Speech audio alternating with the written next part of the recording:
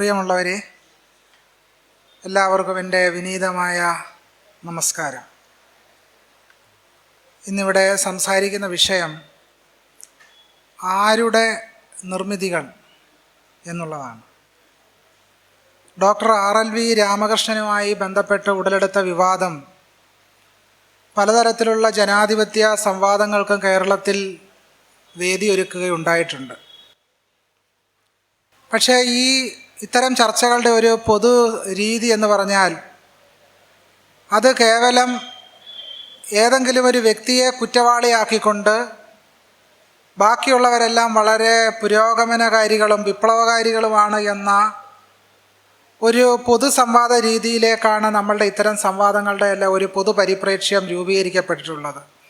സത്യഭാമ എന്ന വ്യക്തി മാത്രമാണ് കുറ്റവാളിയെന്നും കേരള സമൂഹം മാടപ്രാവുകളാണ്, കേരള സമൂഹം മുഴുവൻ ആകമാനം ജനാധിപത്യവൽക്കരിക്കപ്പെട്ട ഒരു പൊതുസമൂഹമാണ് എന്നുള്ള ഒരു തെറ്റിദ്ധാരണയിലേക്ക് എത്തിച്ചേർന്നിട്ടുണ്ട്.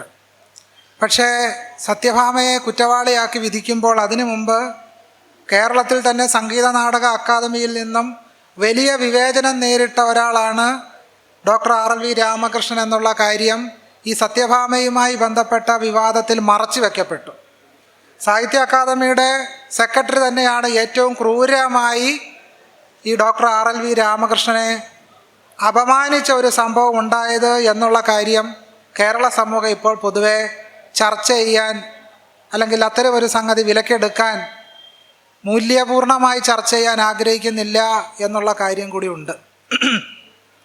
ഞാനിവിടെ പറയാൻ ആഗ്രഹിക്കുന്നത് RLV രാമകൃഷ്ണനുമായി ബന്ധപ്പെട്ട് ഉയർന്നു വന്ന വിവാദം യഥാർത്ഥത്തിൽ ഒരു വ്യക്തി കേന്ദ്രീകൃതമായ പ്രശ്നമോ ഒരു നിറത്തിൻ്റെ പ്രശ്നമോ മാത്രമല്ലെന്നും ഇന്ത്യയുടെ കേരളത്തിൻ്റെ സാഹിത്യ അനുഭൂതി മണ്ഡലത്തെ തന്നെ ബാധിച്ച ഒരു പ്രശ്നമാണ് RLV രാമകൃഷ്ണനെ മുൻനിർത്തി ഉണ്ടായത് എന്നും അതുകൊണ്ട് യഥാർത്ഥത്തിൽ ചർച്ച ചെയ്യേണ്ടത് നമ്മുടെ ഈ സാഹിത്യത്തിൻ്റെ സൗന്ദര്യാനുഭൂതിയെ തന്നെയും സാഹിത്യത്തിൻ്റെ അനുഭൂതി മണ്ഡലത്തെ തന്നെയുമാണ് ചോദ്യം ചെയ്യേണ്ടത് എന്നുള്ള ഒരു വിഷയമാണ് ഇവിടെ ചർച്ചയ്ക്ക് വെക്കാനായിട്ട് ഉദ്ദേശിച്ചിട്ടുള്ളത്.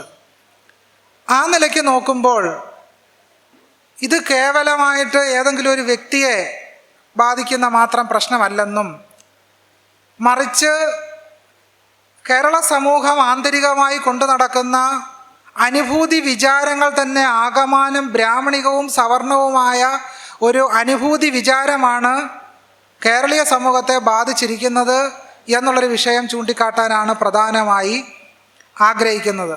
ഈ വിവാദം ഉടലെടുത്തപ്പോൾ നിങ്ങളുടെ ശ്രദ്ധയിൽ വന്ന ഒരു കാര്യം ഒന്നും കൂടി എടുത്തു പറയേണ്ടതുണ്ട് എന്ന് തോന്നുന്നു. അതിതായിരുന്നു, സത്യഭാമയോടൊരു ചാനൽ ഒരു ചോദ്യം ചോദിക്കുന്നത്, നാട്യശാസ്ത്രത്തെ മുൻനിർത്തി നാട്യശാസ്ത്രത്തിൽ ഇത്തരം വിവേചനങ്ങൾ വല്ലതുമുണ്ടോ?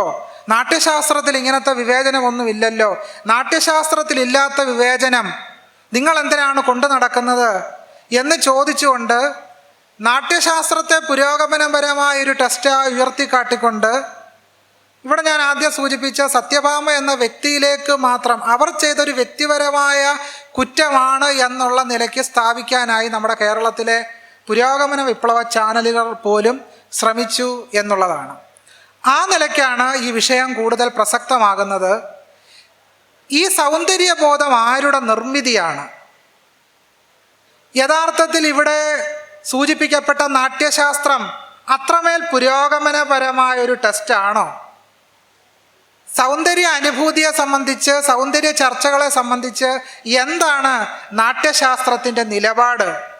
നാട്യശാസ്ത്രം മുന്നോട്ട് വെക്കുന്ന ലോകവീക്ഷണം എന്താണ് എന്നതൊക്കെയാണ് ഇവിടെ പ്രധാനമായിട്ട് ചർച്ച ചെയ്യാൻ ശ്രമിക്കുന്നത്. ആ നിലയ്ക്ക് നോക്കുമ്പോൾ ആമുഖമായി തന്നെ പറയട്ടെ, അഡ്വക്കേറ്റ്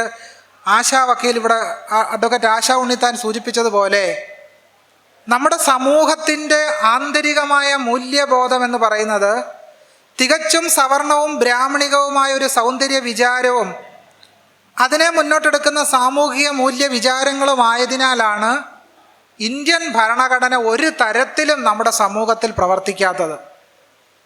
ഡോക്ടർ BR അംബേദ്കർ പറയുന്നുണ്ട്, ഇന്ത്യൻ സമൂഹത്തെ സംബന്ധിച്ച് ജനാധിപത്യം എന്ന് പറയുന്ന ഒരു മേൽവസ്ത്രം മാത്രമാണ്, ഒരു ഉപരിവസ്ത്രം മാത്രമാണ്.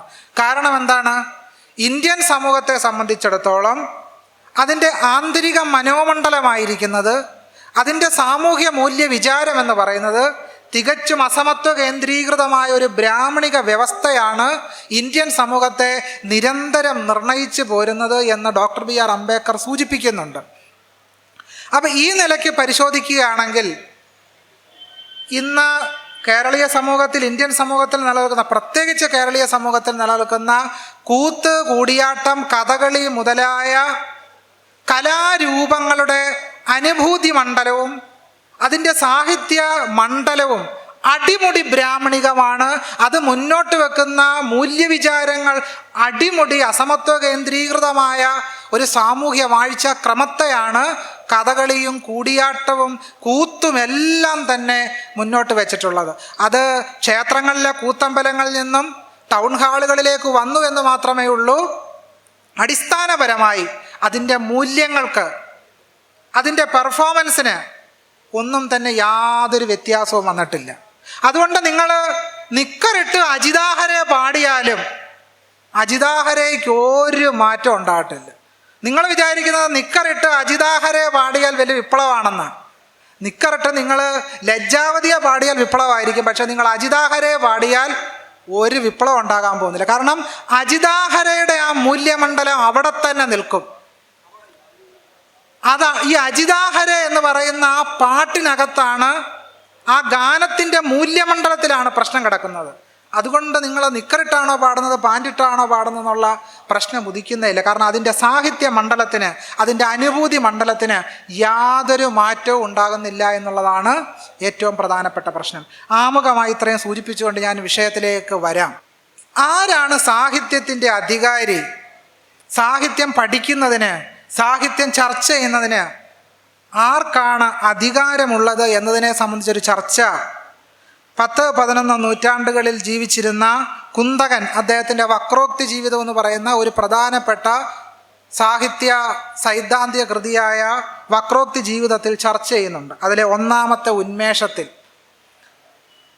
അവിടെ കുന്തകൻ പറയുന്നത്, ധർമാതിസാധനോപായ സുകുമാരക്രമോദിത കാവ്യബന്ധോ അഭിജാതാനാം ഹൃദയാഹ്ലാദകാരക എന്ന് പറയും. അതായത് ഈ ധർമാതിസാധനോപായവും, ധർമ്മം മറ്റുള്ളവർക്ക് പഠിക്കുന്നതിനും മറ്റുള്ളവർക്ക് സുകുമാരം പ്രദാനം ചെയ്യുന്ന സുകുമാരക്രമോദിതമായ ഈ കാവ്യബന്ധം, ഈ സാഹിത്യ നഭോമണ്ഡലം, ഹൃദയാഹ്ലാദികാരിയായി സാഹിത്യം പഠിക്കാൻ ആർക്ക് മാത്രമാണ് അധികാരം? അഭിജാതാനാം, അഭിജാതന്മാർക്ക് മാത്രമാണ് സാഹിത്യം പഠിക്കാൻ അധികാരമെന്ന് പറഞ്ഞ ഒരു ടെസ്റ്റാണ് വക്രോക്തി ജീവിതം എന്ന് പറയുന്ന ഗ്രന്ഥം. അത് ഈ കാര്യം വിശദീകരിച്ചുകൊണ്ട് വക്രോക്തിയിൽ പറയുന്നത്, ഹൃദയാഹ്ലാദകാരക ചിത്താനന്ദജനക കാവ്യബന്ധ സർഗബന്ധാതിർഭവതീതി സംബന്ധ കാവ്യ ഇതി ആകാംക്ഷയാമാഹ അഭിജാതാനാം. അഭിജാതാഹ ഖലും രാജപുത്രാദയോ ധർമാദ്യുപേയാർത്തിനോ വിജിഗീഷവഃ ക്ലേശഭീരവശ്ച സുകുമാരാശയത്വാത് തേഷാം എന്ന് പറയും. അതായത് മഹാകാവ്യം മുതലായ കാവ്യരൂപങ്ങൾ ഹൃദയാഹ്ലാദകാരിയാണ്, ഹൃദയത്തെ സന്തോഷിപ്പിക്കുന്നവയാണ് മഹാകാവ്യങ്ങൾ, മനസ്സിന് ആനന്ദമുളവാക്കുന്നവയാണ്. ആർക്ക്? അഭിജാതന്മാർക്ക്. ഉന്നത കുലത്തിൽ ജനിച്ചവർക്ക് മാത്രമാണ് സാഹിത്യം എന്തായിട്ടുള്ളത്? ഹൃദയാഹ്ലാദകാരിയായിട്ടുള്ളത്. അല്ലാതെ ഇന്ത്യയിലെ മുഴുവൻ ജനങ്ങൾക്കും ആനന്ദം പ്രദാനം ചെയ്യുക എന്തിൻ്റെ ലക്ഷ്യമല്ല? സംസ്കൃതത്തിൽ എഴുതപ്പെട്ട സാഹിത്യത്തിൻ്റെ ലക്ഷ്യമോ ലക്ഷണമോ അല്ല. അത് അഭിജാതന്മാർക്ക് മാത്രമാണ്, ത്രൈവർണികന്മാർക്ക് മാത്രമാണ്. അഭിജാതരായ രാജകുമാരന്മാർക്കും മറ്റു വിജിഗീഷുകളാൽ ധർമ്മം തുടങ്ങിയ ഉപായങ്ങളെക്കുറിച്ച് അറിഞ്ഞിരിക്കേണ്ടതാണ്. അപ്പം ഈ സാഹിത്യം അടിസ്ഥാനപരമായി ത്രൈവർണികന്മാർക്ക്, ക്ഷത്രിയ വൈശ്യ ബ്രാഹ്മണാദികൾക്ക് വേണ്ടിയിട്ടാണ് സാഹിത്യം എഴുതപ്പെട്ടത് എന്ന് വളരെ വ്യക്തമായി വക്രോക്തി ജീവിതത്തിൽ കുന്തകൻ പറഞ്ഞിരിക്കുന്നു. ഈ ധർമ്മം എന്താണ് എന്നുള്ളത് വളരെ വിശദമായിട്ട് നമ്മൾ ചർച്ച ചെയ്യേണ്ട ഒരു കാര്യമാണ്. എന്താണ് ധർമ്മം? ധർമ്മം എന്ന് പറയുന്നത് അടിസ്ഥാനപരമായി ചാതുർവർണ്ണ്യമാണ്, അല്ലാതെ മറ്റൊന്നുമല്ല. ധർമ്മം എന്നൊക്കെ കേൾക്കുമ്പോൾ നമ്മൾ വിചാരിക്കും സംസ്കൃത സാഹിത്യത്തിൽ വലിയ സംഭവമാണ് പറയുന്നതെന്ന്. ഒന്നുമല്ല, ഒരു ചുക്കുമില്ല. മനുഷ്യരെ തുല്യരായി കാണുന്ന ഒരു വരി പോലും സംസ്കൃത സാഹിത്യത്തിലില്ല, ഒരു വരി പോലും ഇല്ല. സാഹോദര്യം എന്ന് പറയുന്ന ഒരു വാക്ക് സംസ്കൃതത്തിൻ്റെ നിഘണ്ടുവിലില്ല. പക്ഷെ നിരന്തരം നമ്മളോട് പറഞ്ഞ് കബളിപ്പിക്കുന്ന എന്താണ്? വസുദൈവ കുടുംബകം, ലോകാ സമസ്ത സുഖിനോ ഭവന്തു, എത്ര വിശ്വം ഭവത്യേകനീഢം എന്നൊക്കെ കേട്ടിങ്ങനെ ആളുകൾ പുളകം കൊള്ളുക. പക്ഷെ ഒന്നുമില്ല, ഒരു ചുക്കുമില്ല. ഒരു ചെറിയ ഉദാഹരണം മാത്രം അതിൻ്റെ വിശദീകരണത്തിനായിട്ട് പറയാം. വസുദൈവ കുടുംബകം എന്ന് പറയും. എന്താണ്? വിഷ്ണു ശർമ്മയുടെ പഞ്ചതന്ത്രത്തിലാണ് ഈ വസുദൈവ കുടുംബകം എന്ന് പറയുന്ന ആശയത്തിന് കാരണമായൊരു കഥയുള്ളത്. അപ്പോൾ ഒരു കുറുക്കൻ ചെന്ന് ആടുകളോട് പറയുകയാണ്, വസുദൈവ കുടുംബകം, നമ്മളെല്ലാം ഒരു കുടുംബമല്ലേ, നമ്മളെല്ലാം ഒരു കുടുംബമല്ലേ, നിങ്ങളിങ്ങനെ എന്നിൽ നിന്ന് മാറി നിൽക്കേണ്ട ആവശ്യമുണ്ടോ ആടുകളെ എന്ന് കുറുക്കൻ ആടുകളോട് ചോദിക്കുകയാണ്. അപ്പോൾ കുറുക്കൻ ആടിനോട് പറയുന്ന സൂത്രവാക്യമാണ് വസുദൈവ കുടുംബകം. എന്തിനാണ് കുറുക്കൻ ആടിനോട് വസുദൈവ കുടുംബം എന്ന് പറയുന്നത്?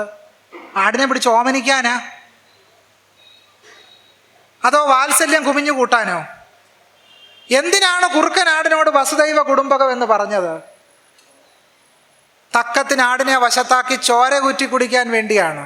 ഇന്നത്തെ ഹിന്ദുത്വവാദികളും വസുദൈവ കുടുംബകം എന്ന് നമ്മളോട് പറഞ്ഞുകൊണ്ടിരിക്കുന്നത് ഇതിനു വേണ്ടിയാണ്, മറ്റൊന്നിനും വേണ്ടിയല്ല എന്ന ലോക യാഥാർത്ഥ്യമാണ് നമ്മൾ തിരിച്ചറിയേണ്ടത്.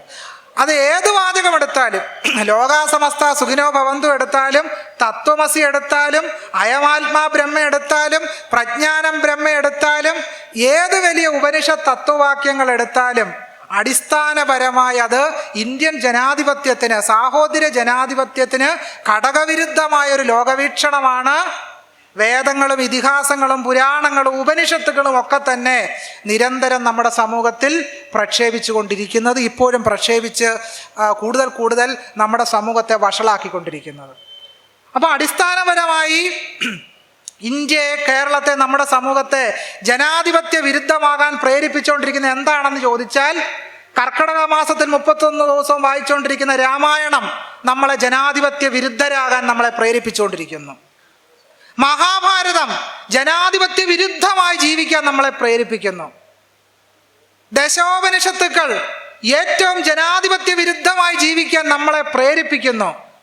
അത് സ്വാഭാവിക ജീവിത വ്യവസ്ഥയാക്കി നമ്മളെ മാറ്റിയിരിക്കുന്നു. സ്ത്രീകളെ പുഴുക്കളെ പോലെ കാണാൻ, ദളിതരെയും ആദിവാസികളെയും കൃമികീടങ്ങളായി കാണാൻ പ്രേരിപ്പിക്കുന്ന എന്താണ്? ഈ മഹാഭാരതവും ഈ രാമായണവും ഈ ശാങ്കരസ്മൃതിയും ഈ ഈശോപനിഷത്ത് മുതലായ ദശോപനിഷത്തുക്കളുമാണ് ഇത്തരം എല്ലാ അസംബന്ധങ്ങളും നമ്മുടെ സമൂഹത്തിൽ പ്രചരിപ്പിച്ചുകൊണ്ടിരിക്കുന്നത്. പക്ഷേ അക്കാര്യം നമ്മൾ ചർച്ച ചെയ്യത്തേയില്ല. ഒരേ സമയം നമ്മൾ ഉപനിഷത്തിനെ പറ്റി പറയും, ഇന്ത്യൻ ഭരണഘടനയെ പറ്റി പറയും. നിങ്ങൾക്ക് എങ്ങനെ ഇത്ര ജനാധിപത്യ വിരുദ്ധമായ ഒരു പുസ്തകത്തെ പറ്റിയും ജനാധിപത്യത്തെ സംബന്ധിച്ച് നിരവധി ആശയങ്ങൾ പങ്കുവെക്കുന്ന ഒരു പുസ്തകത്തെ പറ്റി ഒരേ സമയം പറഞ്ഞുകൊണ്ട് നടക്കാൻ കഴിയും എന്നുള്ളതാണ് ആ ചരിത്രപരമായ വൈരുദ്ധ്യം എന്ന് പറയുന്നത്. അപ്പോൾ അടിസ്ഥാനപരമായി ഈ നാട്യശാസ്ത്രത്തിലേക്ക് വന്നാൽ, നാട്യശാസ്ത്രം ഒരു പുരോഗമന ടെസ്റ്റ് ആണോ? സത്യഭാമയോട് ചോദിച്ചു, നാട്യശാസ്ത്രത്തിൽ കറുത്തവർ അഭിനയിക്കരുതെന്ന് ഇല്ലല്ലോ എന്നാണ് ചോദിച്ചത്. അതുകൊണ്ട് തന്നെ ഈ നാട്യശാസ്ത്രം നിങ്ങളുടെ മുമ്പിൽ തുറന്നു വെക്കാൻ എന്നെ പ്രേരിപ്പിക്കുകയാണ്. നാട്യശാസ്ത്രത്തിൻ്റെ ആമുഖത്തിൽ 1-ാമത്തെ അധ്യായം 36-ാമത്തെ ശ്ലോകത്തിൽ പറയും, ആദ്യമായിട്ട് നാട്യശാസ്ത്രം ഉണ്ടാകുമ്പോൾ നാട്യശാസ്ത്രത്തിൽ തന്നെ ഒരു നാടകം കളിക്കുന്നുണ്ട്. ആ നാടകം എന്താണ്? നാട്യശാസ്ത്രം ഉണ്ടാകുക, നാട്യശാസ്ത്രം രചിക്കപ്പെടുകയാണ്. നാട്യശാസ്ത്രം ഉണ്ടായി ഭരതമുനി യാത്രയാദി മഹർഷിമാരോട് എങ്ങനെയാണ് നാടകം ഉണ്ടാക്കേണ്ടത് എന്ന് പറഞ്ഞതിന് ശേഷം ആദ്യത്തെ നാടകം കളിക്കുകയാണ്. എന്തായിരുന്നു ആദ്യത്തെ നാടകം? ഏവം പ്രയോഗേ പ്രാരബ്ധേ ദൈത്യധാനവനാശനെ അഭവൻ ക്ഷുഭിതാ സർവേ ദൈത്യ ഏതത്ര സംഗതാഹ. ദേവന്മാർ അസുരന്മാരെ ജയിച്ച കഥയാണ് ആദ്യം അഭിനയിക്കപ്പെട്ടത്. അസുരന്മാരെ ഉന്മൂലനം ചെയ്യുന്ന കഥയാണ് സംസ്കൃത സാഹിത്യത്തിൻ്റെ അനുഭൂതി ചരിത്രത്തിൽ ആദ്യമായി അവതരിപ്പിക്കപ്പെട്ടത്. എങ്ങനെ ഒരു വംശത്തെ ഉന്മൂലനം ചെയ്യാം, എങ്ങനെ ഒരു കൂട്ടം മനുഷ്യരെ നികൃഷ്ടരാക്കാം, അങ്ങനെ അസുരന്മാരെ ദാനവന്മാരെ ഉന്മൂലനം ചെയ്തുകൊണ്ടാണ് നാട്യശാസ്ത്രത്തിൻ്റെ ചരിത്രം വംശീയ ഉന്മൂലനത്തിൻ്റെ നാടകം പറഞ്ഞുകൊണ്ടാണ് ഈ നാട്യശാസ്ത്രത്തിൻ്റെ ചരിത്രം ആരംഭിക്കുന്നത് തന്നെ. എന്നിട്ട് നാട്യശാസ്ത്രം വലിയ വിപ്ലവ ടെസ്റ്റാണ്. നാട്യശാസ്ത്രം രുക്മിണി അരുണ്ടേലിനും അതുപോലെ തന്നെ വലിയ നർത്തകികൾക്കും നാട്യശാസ്ത്രം എന്ന് പറയുന്ന ഒരു ദേശീയ പാഠപുസ്തകമാണ്. ഈ ദേശീയ പാഠപുസ്തകം എന്താണ് ഇന്ത്യൻ സമൂഹത്തോട് ചെയ്തിട്ടുള്ളത്? ഈ ദേശീയ പാഠപുസ്തകം സ്വന്തം ജനതയോട് യുദ്ധം ചെയ്യുന്നൊരു പുസ്തകമാണ്. ഇന്ത്യയിലെ കീഴാളരാക്കപ്പെട്ട മനുഷ്യരോട് യുദ്ധം ചെയ്യുന്ന പുസ്തകമാണ് നാട്യശാസ്ത്രം. അടിസ്ഥാനപരമായി മോഹിനിയാട്ടവും കഥകളിയും വേദിയിൽ നിന്ന് പറയുന്നത് നിങ്ങളെല്ലാം നികൃഷ്ടരാണെന്നും നിങ്ങളെല്ലാം ചാതുർവർണ്ണ്യത്തിന് കീഴടങ്ങി ബ്രാഹ്മണന്റെ പാദസേവ ചെയ്ത് ജീവിതം കഴിക്കണമെന്ന് പറയുന്ന പുസ്തകമാണ് നാട്യശാസ്ത്രം. അതുകൊണ്ട് തന്നെ കഥകളിയുടെയും കൂടിയാട്ടത്തിൻ്റെയും കൂത്തിൻ്റെയും ആട്ടപ്രകാരം നിശ്ചയിച്ചിരിക്കുന്ന നാട്യശാസ്ത്രം തന്നെയാണ് അടിസ്ഥാനപരമായ പ്രശ്നം എന്ന് പറയുന്നത്. അടിസ്ഥാനപരമായ പ്രശ്നം കിടക്കുന്ന നാട്യശാസ്ത്രത്തിലാണ്. ഇങ്ങനെ ഒരു വംശത്തെ ഉന്മൂലനം ചെയ്തുകൊണ്ടാണ് നാട്യശാസ്ത്രത്തിൽ നാട്യം ആരംഭിക്കുന്നത് തന്നെ. ആർക്ക് വേണ്ടിയിട്ടുള്ളതാണ് നാട്യശാസ്ത്രം? ഇപ്പം ഇന്ത്യയിലെ സംസ്കൃത സർവകലാശാലകളിലെല്ലാം നാട്യശാസ്ത്രം ഒരു പ്രധാനപ്പെട്ട പാഠപുസ്തകം കൂടിയാണ്. ആർക്ക് വേണ്ടിയുള്ളതാണ് നാട്യശാസ്ത്രം? നാട്യശാസ്ത്രം ആരോടാണ് സംസാരിക്കുന്നത്? നാട്യശാസ്ത്രത്തിൽ ആദ്യത്തെ അധ്യായം നാട്യോൽപത്തിയിൽ പറയും, ഇന്ദ്രാദി ദേവന്മാർ ചെന്ന് ബ്രഹ്മാവിനോട് പ്രാർത്ഥിക്കുകയാണ്. ക്രീഡനീയകമിച്ഛാമോ ദൃശ്യം ശ്രവ്യം ച യൽ ഭവേൽ ന വേദവ്യവഹാരോയം സംസ്രാവ്യ ശൂദ്രജാതിഷു തസ്മാൽ ത്യജാസ്യജാപരം വേദം പഞ്ചമം സാർവവാർണികം. കാണാനും കേൾക്കാനും തക്കതായ വിനോദ സാധനം ഞങ്ങൾ ആഗ്രഹിക്കുന്നു. ഇപ്പോഴുള്ള വേദങ്ങളെ സംബന്ധിച്ച കാര്യങ്ങൾ ശൂദ്രജാതിക്കാരെ കേൾപ്പിക്കാൻ പാടില്ലല്ലോ. അതിനാൽ ബ്രാഹ്മണർ മുതൽ ശൂദ്രരടക്കം എല്ലാ വർണ്ണത്തിൽപ്പെട്ടവർക്കും പ്രയോജനപ്പെടുമാറ് അഞ്ചാമതൊരു വേദം സൃഷ്ടിക്കണം. അതാണ് നാട്യവേദം എന്ന് പറഞ്ഞാൽ നാട്യശാസ്ത്രം ആർക്ക് വേണ്ടിയാണ്? ഇന്ത്യയിലെ ചാതുർവർണ്ണ്യത്തിൽപ്പെട്ടവർക്ക് വേണ്ടി മാത്രമാണ്. ബ്രാഹ്മണ, ക്ഷത്രിയ, വൈശ്യ, ശൂദ്രാദികൾക്ക് വേണ്ടി മാത്രമാണ് എന്ത് സൃഷ്ടിച്ചിട്ടുള്ളത്? നാട്യശാസ്ത്രം സൃഷ്ടിച്ചിട്ടുള്ളത്. അല്ലാതെ കേരളത്തിൽ ഈഴവർക്ക് വേണ്ടി സൃഷ്ടിച്ച പുസ്തകമാണോ നാട്യശാസ്ത്രം? കേരളത്തിലെ പിന്നാക്കർക്കും ദളിതർക്കും വേണ്ടി സൃഷ്ടിച്ച പുസ്തകമാണോ നാട്യശാസ്ത്രം? അല്ല. ചാതുർവർണ്ണ്യത്തിൽപ്പെട്ടവർക്ക് വേണ്ടി മാത്രം സൃഷ്ടിക്കപ്പെട്ട, ചാതുർവർണ്ണ്യം നിലനിർത്താൻ സൃഷ്ടിച്ചൊരു പുസ്തകമാണ് നാട്യശാസ്ത്രം എന്ന് പറയുന്നത്. മറ്റൊരു കാര്യം കൂടി ചെയ്തു നാട്യശാസ്ത്രം. ചരിത്ര പണ്ഡിതയായ വിജയനാഥ് ബ്രാഹ്മണ്യത്തിൻ്റെ ഒരു പൊതു സ്വഭാവത്തെ സംബന്ധിച്ച് ഒരു നിരീക്ഷണം അവതരിപ്പിക്കുന്നുണ്ട്.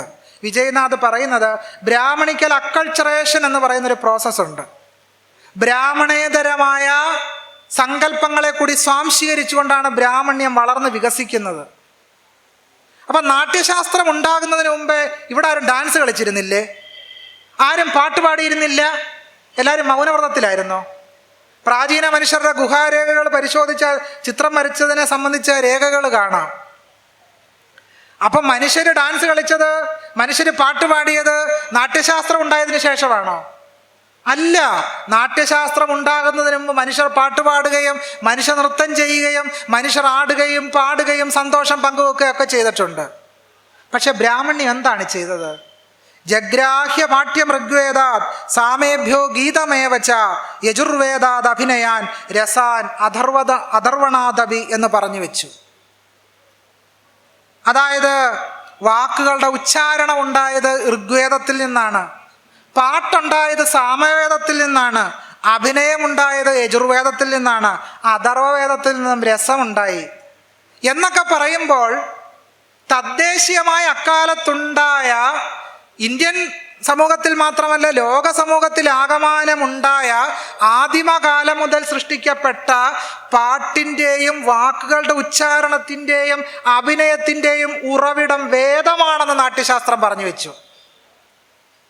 ഇപ്പം ഈ വിശ്വഗുരു പറഞ്ഞുകൊണ്ട് നടക്കുന്നുണ്ടല്ലോ, ഇന്ത്യയാണ് ലോകത്തിൻ്റെ മാതാവ് എന്നൊക്കെ. ഇന്ത്യൻ ജനാധിപത്യത്തിൻ്റെ മാതാവ് ഇന്ത്യയാണെന്നാണ് പറയുന്നത്.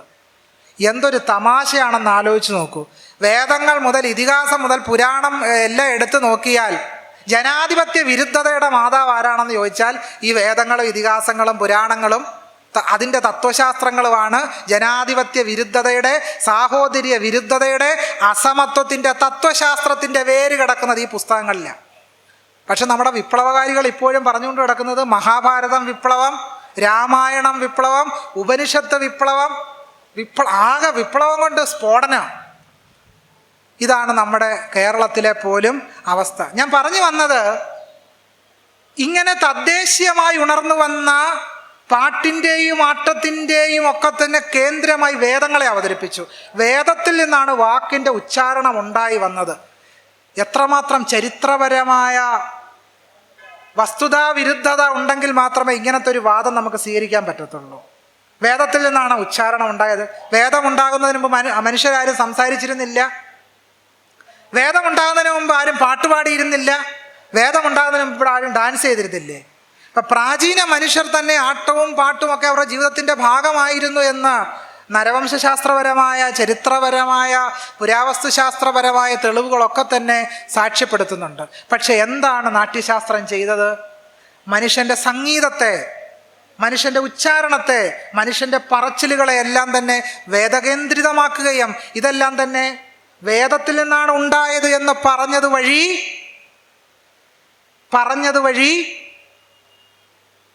ബ്രാഹ്മണ്യത്തെ ലോകത്തിൻ്റെ അച്ഛനാക്കി മാറ്റി. എല്ലാം ബ്രാഹ്മണനിൽ നിന്നാണ് പുറപ്പെട്ടത്. ലോകത്തിൻ്റെ സൃഷ്ടികർത്താവ് തന്നെ ബ്രാഹ്മണനാണെന്നാണ് നാട്യശാസ്ത്രം പറഞ്ഞു വെക്കുന്നത്. ലോകം സൃഷ്ടിച്ചത് ബ്രാഹ്മണനാണ്. ബ്രാഹ്മണനാണ് പാട്ടുണ്ടാക്കിയത്, ബ്രാഹ്മണ്യമാണ് ഡാൻസ് ഉണ്ടാക്കിയത്, ബ്രാഹ്മണ്യമാണ് എഴുത്തധികാരം ഉണ്ടാക്കിയത്, ബ്രാഹ്മണ്യമാണ് ലോകത്തിൽ ഇന്ന് കാണുന്ന എല്ലാം സൃഷ്ടിച്ചത് എന്ന ചരിത്രപരമായ സത്യവിരുദ്ധമായ ഒരു കാര്യമാണ് ഈ നാട്യശാസ്ത്രം പറഞ്ഞു വെക്കുന്നത് എന്നുള്ളതാണ്. അടുത്ത ചോദ്യം, എന്തിനു വേണ്ടിയാണ് നാട്യശാസ്ത്രം ഉണ്ടായത്? നാട്യശാസ്ത്രം 1-ാം അധ്യായം 87-ാമത്തെ ശ്ലോകം, ശ്രുതിസ്മൃതി സദാചാര പരിശേഷാർത്ഥ കൽപ്പനം വിനോദ ജനനം ലോകേ നാട്യമേതൻ മയാകൃതം. ഞാൻ ഈ നാട്യശാസ്ത്രം സൃഷ്ടിച്ചത്, ഏതൻ മയാ നാട്യശാസ്ത്രം കൃതം, ഈ നാട്യശാസ്ത്രം ഞാൻ സൃഷ്ടിച്ചത്. ഭരതമുനി പറയുകയാണ്, ഞാൻ എന്തിനാണ് സൃഷ്ടിച്ചത്? ശ്രുതിസ്മൃതി സദാചാര പരിശേഷാർത്ഥ കൽപ്പനം. ശ്രുതികളിലും സ്മൃതികളിലും ഒക്കെ ധാരാളം സദാചാരങ്ങളെ പറ്റി പറഞ്ഞിട്ടുണ്ട്. അതിൽ പറയാത്ത ചില കാര്യങ്ങൾ പറയാൻ വേണ്ടിയാണ് നാട്യശാസ്ത്രം സൃഷ്ടിച്ചത്. മനുസ്മൃതിയെപ്പറ്റി ഞാൻ ഇനി ഇവിടെ പറയേണ്ട ആവശ്യമില്ല. മനുസ്മൃതി എന്താണ് പറയുന്നത്? ശ്രുതി എന്താണ് പറയുന്നത്? ശ്രുതി എന്ന് പറഞ്ഞാൽ ശ്രുതി ഇത്യാമ്നായ, ശ്രുതി എന്ന് പറഞ്ഞാൽ ആമ്നായം എന്നാണ് അർത്ഥം, വേദം എന്നാണ് അർത്ഥം. എന്താണ് ഋഗ്വേദത്തിൽ പറയുന്നത്? ബ്രാഹ്മണോസ്യ മുഖമാസീത് ബാഹുരാജന്യകൃത ഊരു തദസ്യത് വൈശ്യ പദ്ഭ്യാം ശൂദ്രോ അജായത. വിരാട് പുരുഷന്റെ മുഖത്ത് നിന്ന് ബ്രാഹ്മണൻ ഉണ്ടായി എന്നും കാലിൽ നിന്ന് ശൂദ്രൻ ഉണ്ടായി എന്നും പറയുന്ന അസമത്വ കേന്ദ്രീകൃതമായ മനുഷ്യ സൃഷ്ടിയുടെ ഒരു ചരിത്രമാണ്, ചരിത്രവിരുദ്ധതയാണ് ഋഗ്വേദം പറഞ്ഞു വെക്കുന്നത്.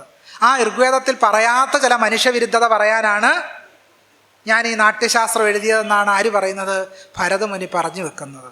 വേദങ്ങൾ, ധർമ്മശാസ്ത്രങ്ങൾ, സദാചാരങ്ങൾ ഇവയെ കൊണ്ട് വ്യക്തമാവാതെ അവശേഷിച്ചിട്ടുള്ള, ജാതിയെപ്പറ്റി പറഞ്ഞിട്ടും തീരുന്നില്ല. ജാതി എങ്ങനെ പ്രാക്ടീസ് ചെയ്യണം, സ്ത്രീകളോട് എങ്ങനെ അസമത്വം പുലർത്തണം എന്നൊന്നും വേദങ്ങളിലും സ്മൃതികളിലും ഒക്കെ പറഞ്ഞിട്ട് പോരാതെ ഇനി എന്ത് ചെയ്യണം? ഈ ജാതിയെ എങ്ങനെ വേഷം കെട്ടി കളിക്കണം. അതിനാണല്ലോ നാടകം കളിക്കാൻ. നിങ്ങൾ നാടകം കാണാൻ ചെന്നിരിക്കുമ്പോൾ നാടകത്തിലൂടെ നിങ്ങൾ പഠിക്കണം എങ്ങനെ ജാതി സമൂഹത്തിൽ പുലർത്തണമെന്ന്. മനസ്സിലായി കാണുമെന്ന് വിചാരിക്കുന്നു. ഒരു നാടകം വേദിയിൽ പെർഫോം ചെയ്യുമ്പോൾ ആ നാടകം ലക്ഷ്യമാക്കുന്നത് എന്താണ്? സമൂഹത്തിൽ ചാതുർവർണ്ണ്യം നിങ്ങൾ എങ്ങനെ പ്രാക്ടീസ് ചെയ്യണം എന്ന നാടകത്തിലൂടെ നാടകം കാണുന്നവർ മനസ്സിലാക്കണം. ഇതാണ് നാട്യശാസ്ത്രത്തിൻ്റെ രചയിതാവായ ഭരതമുനിയുടെ ലക്ഷ്യം. നാടകം കേവലം നാടകമല്ല, സമൂഹത്തിൽ പ്രവർത്തിക്കുന്ന ഒരു നാടകത്തെ ഭരതമുനി സൃഷ്ടിക്കുകയാണ്. എങ്ങനെ ജാതി വ്യവസ്ഥ സമൂഹത്തിൽ പ്രതിപ്രവർത്തിക്കണം, എങ്ങനെ മറ്റുള്ളവരോട് പെരുമാറണം, എങ്ങനെ ജാതിയുടെ മൂല്യബോധമനുസരിച്ച് മനുഷ്യരോട് ഇടപഴകണം എന്ന രീതിയിലൊരു നാടകം എങ്ങനെ സൃഷ്ടിക്കാം എന്നാണ് ഭരതമുനി നാട്യശാസ്ത്രത്തിലൂടെ ചാതുർവർണ്ണികളോട് പറഞ്ഞു. നമ്മളോട് പറഞ്ഞിട്ടില്ല കേട്ടോ, നമ്മൾ തെറ്റിദ്ധരിക്കണ്ട. ഇന്ത്യയിലെ ദളിതരോടോ പിന്നോക്ക ജാതിക്കാരോടോ അല്ല നാട്യശാസ്ത്രം സംസാരിക്കുന്നത്, ത്രൈവർണികരോടാണ് നാട്യശാസ്ത്രം സംസാരിക്കുന്നത്. ചുരുക്കത്തിൽ ചാതുർവർണ്ണ്യ ധർമ്മ പ്രചാരണമാണ് നാട്യശാസ്ത്രത്തിൻ്റെ ലക്ഷ്യം. അതുകൊണ്ട് ഒരു സത്യഭാമ മാത്രമല്ല അതിൻ്റെ കുറ്റവാളി, സത്യഭാമയിലൂടെ അത് പുറത്തു വരുന്നു എന്ന് മാത്രം. ഈ ചാതുർവർണ്ണ്യത്തിൻ്റെ ധർമ്മവീക്ഷണം പലരിലും നിലീനമായിരിക്കുന്നുണ്ട്. കൂത്തിൽ, കൂടിയാട്ടത്തിൽ, കഥകളിയിൽ ഒക്കെ തന്നെ ഈ ചാതുർവർണ്ണ്യത്തിൻ്റെ ധർമ്മ പ്രചാരണമാണ് പുറത്തോട്ട് വരുന്നത്. ജാതി അനുസരിച്ച് മണ്ഡപം ഉണ്ടാക്കേണ്ട വിധം പറയുന്നൊരു ടെസ്റ്റാണ് നാട്യശാസ്ത്രം. ജാതി അനുസരിച്ച് കൂത്തമ്പലം നിർമ്മിക്കണം. ഇന്നിപ്പോൾ എല്ലാവർക്കും കൂത്തമ്പലത്തിൽ കയറി പാടാമെന്നൊക്കെ നമ്മൾ തെറ്റിദ്ധരിച്ചിട്ടുണ്ട് കേട്ടോ. കേരളത്തിലെ സംഗീത നാടക അക്കാദമിയുടെ വൈസ് ചെയർപേഴ്സണായ പുഷ്പവതിക്ക് ഇപ്പോഴും തിരുവനന്തപുരത്ത് പ്രധാനപ്പെട്ട ഒരു വേദിയിൽ പാടാൻ സാധിക്കുന്നില്ല. പുരോഗമന 916 പുരോഗമന കേരളത്തിലാണ് പുഷ്പവതിക്ക് കേരളത്തിലെ ഒരു പ്രധാന വേദിയിൽ പാടാൻ കഴിയാത്തത്. കേരളത്തിലെ സംഗീത നാടക അക്കാദമിയുടെ വൈസ് ചെയർപേഴ്സണാണ്. എന്തുകൊണ്ട് സാധിക്കുന്നില്ല? എന്താണ് സാധിക്കാത്തത്? എന്തുകൊണ്ടാണ് നമ്മൾ ചർച്ച ചെയ്യാത്തത്? കാരണം നമ്മുടെ അനുഭൂതി മണ്ഡലം തന്നെ ഈ ചാതുർവർണ്ണ്യത്തിൻ്റെ പരിപാലനത്വമാണ് നിർവഹിച്ചുകൊണ്ടിരിക്കുന്നത്. അങ്ങനെ പുഷ്പവതിമാരൊന്നും പാടേണ്ട ആവശ്യമില്ല. അത് ഞങ്ങൾ പൂണൂലിട്ടവരും പൂണൂലിട്ടവരുടെ പാദസേവ ചെയ്യുന്നവരും മാത്രം പാടിയാൽ മതി. പൂണൂലിട്ടവരുടെ പാദസേവ ആരാ കേരളത്തിൽ ചെയ്തുകൊണ്ടിരിക്കുന്നത് ഞാൻ പറയുന്നില്ല, അത് നിങ്ങൾക്കറിയാം. ശബരിമല കലാപം നടത്തിയവർ തന്നെയാണ് ആ പൂണൂലിട്ട പാദസേവകർ. ഇങ്ങനെ ജാതി അനുസരിച്ചുള്ള മണ്ഡപത്തെ സംബന്ധിച്ച് പറയുന്നത്, ദേവന്മാരാണ് കഥാപാത്രങ്ങളെങ്കിൽ വലിയ കൂത്തമ്പലം വേണം, രാജാക്കന്മാരാണെങ്കിൽ ഇടത്തരം കൂത്തമ്പലം, മറ്റാരായാലും ചെറിയ കൂത്തമ്പലം മതി. ദേവാനാം തു ഭവേ ജ്യേഷ്ഠം നൃപാണാം മധ്യമം ഭവേത് ശേഷാണാം പ്രകൃതീനാം തു കനീയഃ സംവിധീയതേ. നാട്യശാസ്ത്രം 2-ാം അധ്യായം 8-ാമത്തെ ശ്ലോകം. കഴിഞ്ഞില്ല. ഉത്സാര്യാണി ത്വനിഷ്ഠാനി പാഷണ്ഡ്യാശ്രമിണസ്തദാ കാഷായ വസനാശ്ചൈവ വികലാശ്ചൈവ യേ നരാഹ. ചണ്ടാളന്മാർ, പാഷണ്ഡികൾ, അംഗവൈകല്യമുള്ള ആളുകൾ എന്നിവരെ നാട്യമണ്ഡപത്തിൻ്റെ ശിലാസ്ഥാപന സന്ദർഭത്തിൽ അകറ്റി നിർത്തേണ്ടതാണ് എന്നാരാണ് പറയുന്നത്? നാട്യശാസ്ത്രം. ഭരതമുനി എഴുതിയ നാട്യശാസ്ത്രം. മുനി എന്ന് കേൾക്കുമ്പോൾ നമുക്ക് ആകെപ്പാടെ കോൾമയർ കൊള്ളും. മുനിമാർ കണ്ണടച്ചിരുന്നപ്പോഴാണ് ലോകത്ത് വിജ്ഞാനമുണ്ടായത് എന്ന് അന്ധവിശ്വാസം കൊണ്ടു നടക്കുന്നവരാണ് ഇപ്പോഴും മലയാളികൾ. മുനിമാർ കണ്ണടച്ചിരുന്നപ്പോഴാണ് ജ്യോതിശാസ്ത്രം ഉണ്ടായത് എന്നും കണ്ണടച്ചിരുന്ന മുനിമാരാണ് വിമാനം സൃഷ്ടിച്ചത് എന്നും NEP-യിലൂടെ ഇപ്പോൾ ദേശീയ പാഠ്യപദ്ധതിയിലൂടെ നമ്മളെ പഠിപ്പിക്കുക. NEP-യുടെ നിയമങ്ങളെടുത്ത് പരിശോധിക്കണം. ഇന്ത്യയുടെ ഭൂമിശാസ്ത്രത്തെ പറ്റി പറയുമ്പോൾ ഹിമാലയവും ഗോവർദ്ധനവും കഴിഞ്ഞു ഇന്ത്യയുടെ ഭൂമിശാസ്ത്രം.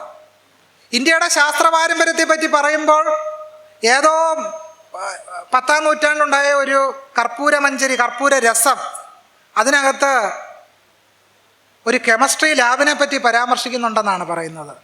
ഒന്ന് ആലോചിച്ചു, ഒരു ലാബ് ഉണ്ടാകണമെങ്കിൽ മനുഷ്യൻ്റെ ചിന്ത എന്തുമാത്രം വികസിക്കണം. പശുവിനെ മേച്ച് തൈര് ഹോമിച്ച് നടന്നുകൊണ്ടിരുന്ന മനുഷ്യർ ലാബ് ഉണ്ടാക്കിയെന്ന് വിശ്വസിക്കണമെങ്കിൽ എന്തുമാത്രം അസംബന്ധം നമ്മൾ കൊണ്ടു നടക്കണം. ഒന്ന് ആലോചിച്ച് നോക്കൂ. ഇങ്ങനെ എല്ലാവിധ സായൻസിക വിരുദ്ധവും ചരിത്ര വിരുദ്ധവുമായ കാര്യങ്ങൾ നമ്മുടെ പാഠപുസ്തകത്തിൻ്റെ ഭാഗമായി മാറിക്കൊണ്ടിരിക്കുകയാണ്. പാഠപുസ്തകത്തിൽ നിന്ന് കഴിഞ്ഞ ദിവസം ബാബറി മസ്ജിദിൻ്റെ ഉന്മൂലനം ഒഴിവാക്കപ്പെട്ടു കഴിഞ്ഞു. ഇപ്പം രാമജന്മഭൂമി മൂവ്മെൻറ്റിനെ പറ്റിയാണ് കുട്ടികൾക്ക് ഇനി ഇപ്പോൾ പഠിക്കേണ്ടത്. ബാബറി മസ്ജിദ് അങ്ങനെ തകർക്കപ്പെട്ടു എന്നുള്ള ചരിത്രം നമ്മുടെ മുമ്പിൽ ഇപ്പോൾ ഇല്ലാതായി മാറിക്കൊണ്ടിരിക്കുകയാണ്. ഇതാണ് ബ്രാഹ്മണ്യത്തിൻ്റെ ഒരു സ്വഭാവ സവിശേഷത എന്ന് പറയുന്നത്.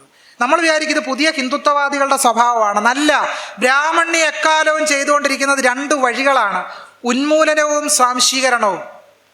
ഉന്മൂലനം ചെയ്യുക, സ്വാംശീകരിക്കുക. ബാബറി മസ്ജിദ് ഉന്മൂലനം ചെയ്തു, അതിൻ്റെ മുകളിൽ പ്രാണപ്രതിഷ്ഠ വെച്ചു. 1000 കൊല്ലം കഴിയുമ്പോൾ ബാബറി മസ്ജിദ് ഇല്ല, പ്രാണപ്രതിഷ്ഠ മാത്രമേ ഉള്ളൂ. ഇതാണ് നമ്മുടെ രാജ്യം നേരിട്ടുകൊണ്ടിരിക്കുന്ന ഏറ്റവും വലിയ പ്രതിസന്ധി എന്ന് പറയുന്നത്. അപ്പം നാട്യശാസ്ത്രം പിൻപറ്റുന്നത് ഇതേ പ്രത്യയശാസ്ത്ര ബോധമാണ് എന്നുള്ളതാണ്. ആ പ്രത്യയശാസ്ത്ര ബോധമുള്ളത് കൊണ്ടാണ് നാട്യശാസ്ത്രം പറയുന്നത് നാട്യമണ്ഡപം നിർമ്മിക്കുന്ന അവസരത്തിൽ എന്തു വേണം? ചണ്ടാളന്മാരെ പ്രവേശിപ്പിക്കാൻ പാടില്ല.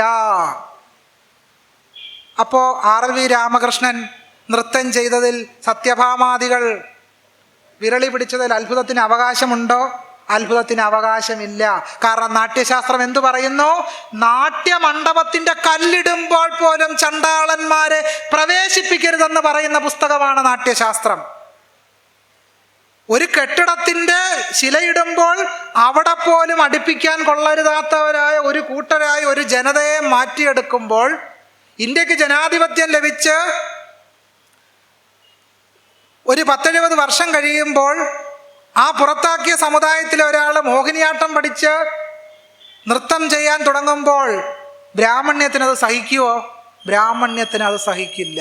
എന്താണ് കാരണം? നാട്യശാസ്ത്രം പറയുന്നു ചണ്ടാളന്മാരെ അടുപ്പിക്കരുത് എന്ന്. ഈ നാട്യശാസ്ത്രത്തിൻ്റെ മൂല്യബോധമാണ് നമ്മുടെ സമൂഹം ഇപ്പോഴും പിന്തുടർന്നുകൊണ്ടിരിക്കുന്നത് എല്ലാ അർത്ഥത്തിലും. അതിൻ്റെ ആഹാര്യാദി വേഷങ്ങളിൽ, വേഷപരിചായികളിൽ ഈ നാട്യശാസ്ത്രത്തിൻ്റെ മൂല്യബോധമാണ് നമ്മൾ കൊണ്ടു നടക്കുന്നത്. അപ്പോൾ അതുകൊണ്ടാണ് ഇപ്പോൾ ഈ പുട്ടിയടിച്ച് നടക്കുന്നത്. കാരണം ഈ ബോധം, ഈ ബ്രാഹ്മണിക മൂല്യബോധമുള്ളത് കൊണ്ടാണ് ഇപ്പോഴും പുട്ടിയടിച്ചുകൊണ്ട് മനുഷ്യർ നടക്കുന്നത്. ശിലാസ്ഥാപന സന്ദർഭത്തിൽ ഒരു പ്രത്യേക വിഭാഗത്തിന് പായസം കൊടുക്കണമെന്ന് പറയുന്നുണ്ട്. അത് ആർക്കാ കൊടുക്കുന്നത്? ഞാനിപ്പോൾ വായിക്കാം. സ്ഥാപനേ ബ്രാഹ്മണേഭ്യശ്ച ദാതവ്യം കൃതപായസം. നാട്യശാസ്ത്രത്തിന്, കൂത്തമ്പലത്തിന് തറക്കല്ലിടുമ്പോൾ ആർക്ക് പായസം കൊടുക്കണം? ബ്രാഹ്മണർക്ക് നെയ്പായസം കൊടുക്കണം. എൻ്റെ ചോദ്യം വളരെ ലളിതമാണ്. എന്തുകൊണ്ടാണ് മറ്റാർക്കും പായസം കൊടുക്കണമെന്ന് പറയാത്തത്? ബ്രാഹ്മണർക്ക് മാത്രം പായസം കൊടുക്കണമെന്ന് പറയുന്നത് എന്തുകൊണ്ടാണ്? അതാണ് ഇന്ത്യയുടെ സാംസ്കാരിക മൂല്യബോധം എന്ന് പറയുന്നത്. ഈ സാംസ്കാരിക മൂല്യബോധം ഇപ്പോഴും നമ്മൾ കൊണ്ടു നടക്കുന്നതുകൊണ്ടാണ് നമ്മുടെ അക്കാദമികളിലും ഉന്നത വിദ്യാഭ്യാസ സ്ഥാപനങ്ങളിലും എല്ലാം ഈ പായസം കുടിക്കുന്നവർ മാത്രം ഇപ്പോഴും അധികാരികളായിട്ടുള്ളത്. നാട്യശാസ്ത്രം ആർക്കാണോ പായസം കൊടുക്കണമെന്ന് പറഞ്ഞത് അവർ തന്നെ നമ്മുടെ സാഹിത്യ അക്കാദമികളിലും നമ്മുടെ ഇന്ത്യയിലെ, കേരളത്തിലെ ഉന്നത വിദ്യാഭ്യാസ സർവകലാശാലകളുടെയൊക്കെ വൈസ് ചാൻസലർമാരായിട്ട് അവർ തന്നെ ശോഭിക്കുന്നത്. ഒരു വ്യത്യാസവും ഇല്ല. എന്തുകൊണ്ടാണ് ഇങ്ങനെ സംഭവിക്കുന്നത്? നാട്യശാസ്ത്രത്തിൻ്റെ അനുഭൂതി മണ്ഡലത്തെ നമ്മൾ സ്വാംശീകരിച്ചിരിക്കുന്നു. അതുകൊണ്ടാണ്. അഡ്വക്കേറ്റ് ആശ രാവിലെ സൂചിപ്പിച്ചു പ്രാതിനിധ്യ ജനായത്വം എന്ന് പറയുന്നൊരു ആശയം. എന്തുകൊണ്ടാണ് പ്രാതിനിധ്യ ജനായത്വം ഇന്ത്യയിൽ വിജയിക്കാതെ പോകുന്നത്? ഒരിക്കലും വിജയിക്കത്തില്ല. എന്താ കാരണം? ഈ നാട്യശാസ്ത്രം വെച്ച് പൂജിക്കുന്നിടത്തോളം ഇന്ത്യൻ പ്രാതിനിധ്യം പരാജയപ്പെട്ടുകൊണ്ടേയിരിക്കും. അതുകൊണ്ടാണ് ഡോക്ടർ BR അംബേദ്കർ പറഞ്ഞത് ഏതൊരു യുക്തിയും നിഷേധിക്കുന്ന, ധാർമ്മികതയുടെ ഏതൊരു ഭാഗവും നിഷേധിക്കുന്ന വേദങ്ങളും ശാസ്ത്രങ്ങളും ഡൈനാമിറ്റ് വെച്ച് തകർക്കണമെന്ന് പറഞ്ഞത്. കാരണം ഇത് തകർക്കാതെ ജനാധിപത്യം തളിരിടുകയില്ല എന്നുള്ളതാണ്. നാട്യശാസ്ത്രം മറ്റൊരു കാര്യം കൂടി ചെയ്തിട്ടുണ്ട്. ഈ നിങ്ങൾ കൂത്തമ്പലമൊക്കെ പോയി കണ്ടിട്ടുള്ളവരാണെങ്കിൽ അറിയാം, ഈ കൂത്തമ്പലത്തിന് ഓരോ തൂണുകളുണ്ട്, സ്തംഭങ്ങളുണ്ട്. ആ സ്തംഭങ്ങളാണ് ഈ കൂത്തമ്പലം നിൽക്കുന്നത്. ഇന്ത്യയിലെ ഒരു പൊതു സ്വഭാവം എന്ന് വെച്ചാൽ നമ്മൾ വിചാരിക്കും ഇന്ത്യയിൽ മനുഷ്യർക്ക് മാത്രമാണ് ജാതി എന്ന്. അല്ല. ഇന്ത്യയിലെ ബ്രാഹ്മണ്യത്തിൻ്റെ ഒരു പൊതു സവിശേഷത അവർ നോക്കുന്നതിലെല്ലാം ജാതിയാണ്. മനുഷ്യാലയ ചന്ദ്രിക എടുത്ത് വായിച്ചാൽ അറിയാം, മരങ്ങൾക്ക് വരെ ജാതിയാണ്. പ്ലാവിനും മാവിനും വരെ ജാതിയുണ്ട് മനുഷ്യാലയ ചന്ദ്രികയിൽ. ജ്യോതിശാസ്ത്ര ഗ്രന്ഥങ്ങളിൽ മരങ്ങൾക്കും പക്ഷികൾക്കും വരെ ജാതിയുണ്ട്. നോക്കുന്നിടത്തെല്ലാം മനുഷ്യരെ വർണ്ണത്തിൻ്റെ അടിസ്ഥാനത്തിൽ വേർതിരിച്ചൊരു പ്രത്യയശാസ്ത്രമാണ് ബ്രാഹ്മണ്യം എന്ന് പറയുന്നത്. ഇപ്പം ലോകത്തിൽ ഏറ്റവും ക്രൂരമായ, വിവേചനപൂർണമായ, ഹിംസാത്മകമായ അസമത്വ വ്യവസ്ഥ ഏതാണെന്ന് ചോദിച്ചാൽ ഒരേ ഒരു ഉത്തരവേ ഉള്ളൂ: ബ്രാഹ്മണ്യം, മറ്റൊന്നുമല്ല. അതുകൊണ്ടാണ് സഹോദരൻ അയ്യപ്പൻ ഒരിക്കൽ പറയുകയുണ്ടായി, നിങ്ങളുടെ ഹിറ്റ്ലർ എത്രയോ പാവമാണ്. ഇന്ത്യൻ മനുസ്മൃതി രചിച്ച മനുവിനെ അപേക്ഷിച്ച് നോക്കുകയാണെങ്കിൽ ഹിറ്റ്ലർ എത്രയോ പാവമാണ്. കാരണം ഇന്ത്യയിൽ വിവേചനം നിൽക്കുന്ന എങ്ങനെയാണ്? ആചാരപരമായി, അനുഷ്ഠാനപരമായി, സ്വാഭാവികമായി, മൂല്യബോധമായി, കഥകളിയായി, കൂടിയാട്ടമായി, കസേരകളായി, കസേരയിലിരിക്കുന്നവരായി, ചോറുണ്ണലായി, മിണ്ടലായി, ആരോട് മിണ്ടണം, മിണ്ടിയാൽ എങ്ങനെ മിണ്ടണം എന്ന് വരെ നാട്യശാസ്ത്രം പറയുന്നുണ്ട്. അത് ഞാൻ പറയാം, അതിലേക്ക് വരാം. ചുരുക്കത്തിൽ കൂത്തമ്പലത്തിന്റെ സ്തംഭങ്ങളെ പോലും ജാതി അനുസരിച്ച് നാട്യശാസ്ത്രം തരംതിരിച്ചിരിക്കുന്നു. നാട്യശാസ്ത്രം 2 അധ്യായം 38 മുതൽ 44 വരെയുള്ള ശ്ലോകങ്ങളിൽ പറയുന്നത് കൂത്തമ്പലത്തിൽ പ്രതിഷ്ഠിച്ചിരിക്കുന്ന സ്തംഭങ്ങളെ, തൂണുകളെ ബ്രാഹ്മണ സ്തംഭം, ക്ഷത്രിയ സ്തംഭം, വൈശ്യസ്തംഭം, ശൂദ്രസ്തംഭം എന്നിങ്ങനെ 4ആയി തരംതിരിക്കണമെന്ന്. തൂണുകൾക്ക് പോലും ജാതി സൃഷ്ടിച്ചവരാണ് ഇന്ത്യൻ ബ്രാഹ്മണ്യം. പക്ഷെ ഇതൊക്കെ പറയാൻ നമുക്ക് ജാതിയാണെന്നാണ് ഇവർ പറയുക. ഇത് എഴുതി ഉണ്ടാക്കിയവർക്ക് ആർക്കും ഒരു പ്രശ്നവും ഇല്ല. 31 ദിവസം ഇത് വെച്ച് വായിക്കുന്നവർക്കും പ്രശ്നമില്ല. ഇതിനെ വിമർശിക്കുന്ന നമുക്കാണ് ജാതി എന്നാണ് ഇവർ പറഞ്ഞുകൊണ്ട് കിടക്കുന്നത്. എന്തൊരു വൈരുദ്ധ്യം ആലോചിച്ച് നോക്കൂ. അടുത്ത ചോദ്യം, നാട്യശാസ്ത്രം സംസാരിക്കുന്നത് ആരോടാണ്? നാട്യശാസ്ത്രം സംസാരിക്കുന്നത് ഇന്ത്യയിലെ ദളിതരോടാണോ? ഇന്ത്യയിലെ പിന്നോക്ക ജനതയോടാണോ? ആരോടാണ് നാട്യശാസ്ത്രം സംസാരിക്കുന്നത്? പൂർവരംഗോ ഹേയം തസ്മാത് വിജ്ഞേയോ ദ്വിജസത്തമാ, അല്ലയോ ദ്വിജസത്തമന്മാരെ എന്നാ നാട്യശാസ്ത്രം പറയുന്നത്. ബ്രാഹ്മണരോടാ സംസാരിക്കുന്നത്. ശൂദ്രർക്ക് വേണ്ടി കൂടാണ് ഈ നാട്യശാസ്ത്രം എഴുതപ്പെട്ടതെങ്കിലും സംസാരിക്കുന്നത് ആരോടാണ്? ത്രൈവർണികരോടാണ്. 5 അധ്യായം 5 ശ്ലോകം. കഴിഞ്ഞില്ല. ഏതാൻ ഞങ്കാനി കാര്യാണി പൂർവരംഗ വിധൗ ദ്വിജാഹ. വീണ്ടും ഇങ്ങനെ ഒരുപാട് എല്ലാ അധ്യായങ്ങളിലും ഇങ്ങനെ ദ്വിജാഹ, വിപ്രാഹ സംസാരിക്കുന്നത് മുഴുവൻ നാട്യശാസ്ത്രം സംസാരിക്കുന്നത് ത്രൈവർണികരോടാണ്. എന്ന് പറഞ്ഞാൽ മറ്റുള്ളവർക്കാർക്കും ഇതിനകത്ത് യാതൊരു റോളും ഇല്ല. ഇനി നാടകം തുടങ്ങുന്നതിന് മുമ്പ് ഒരു നാന്തി ശ്ലോകം ചൊല്ലും. നാന്തി എന്ന് പറയും. എന്താണ് നാന്തി? ആശീർവചന സംയുക്ത നിത്യം യസ്മാത് പ്രയുജ്യതേ ദേവദ്വിജ നൃപാദീനാം തസ്മാൻ നാന്ദീതി സംജ്ഞിത എന്ന നാന്തിയെ നാട്യശാസ്ത്രം തന്നെ നിർവചിക്കുന്നുണ്ട്. 5 അധ്യായം 18 ശ്ലോകം. ദേവന്മാരുടെയും ബ്രാഹ്മണരുടെയും രാജാക്കളുടെയും ആശീർവാദത്തോടുകൂടി നിയമേന നടത്തുന്നതാകയാൽ നാന്തിക്ക് നാന്തി എന്ന പേര് വന്നു എന്ന് നാട്യശാസ്ത്രം തന്നെ പറയുന്നു. ഇനി എന്താ ആ ശ്ലോകം ഒന്ന് ചൊല്ലാം. നാന്തി എങ്ങനെയാണ് ഒരു നാന്തി അവതരിപ്പിക്കേണ്ടത്? എന്താണ് നാന്തി എന്ന് നമുക്കൊന്ന് നോക്കാം. നാട്യശാസ്ത്രം 5 അധ്യായം 91 ശ്ലോകാവലിയിൽ ഇങ്ങനെ കാണാം.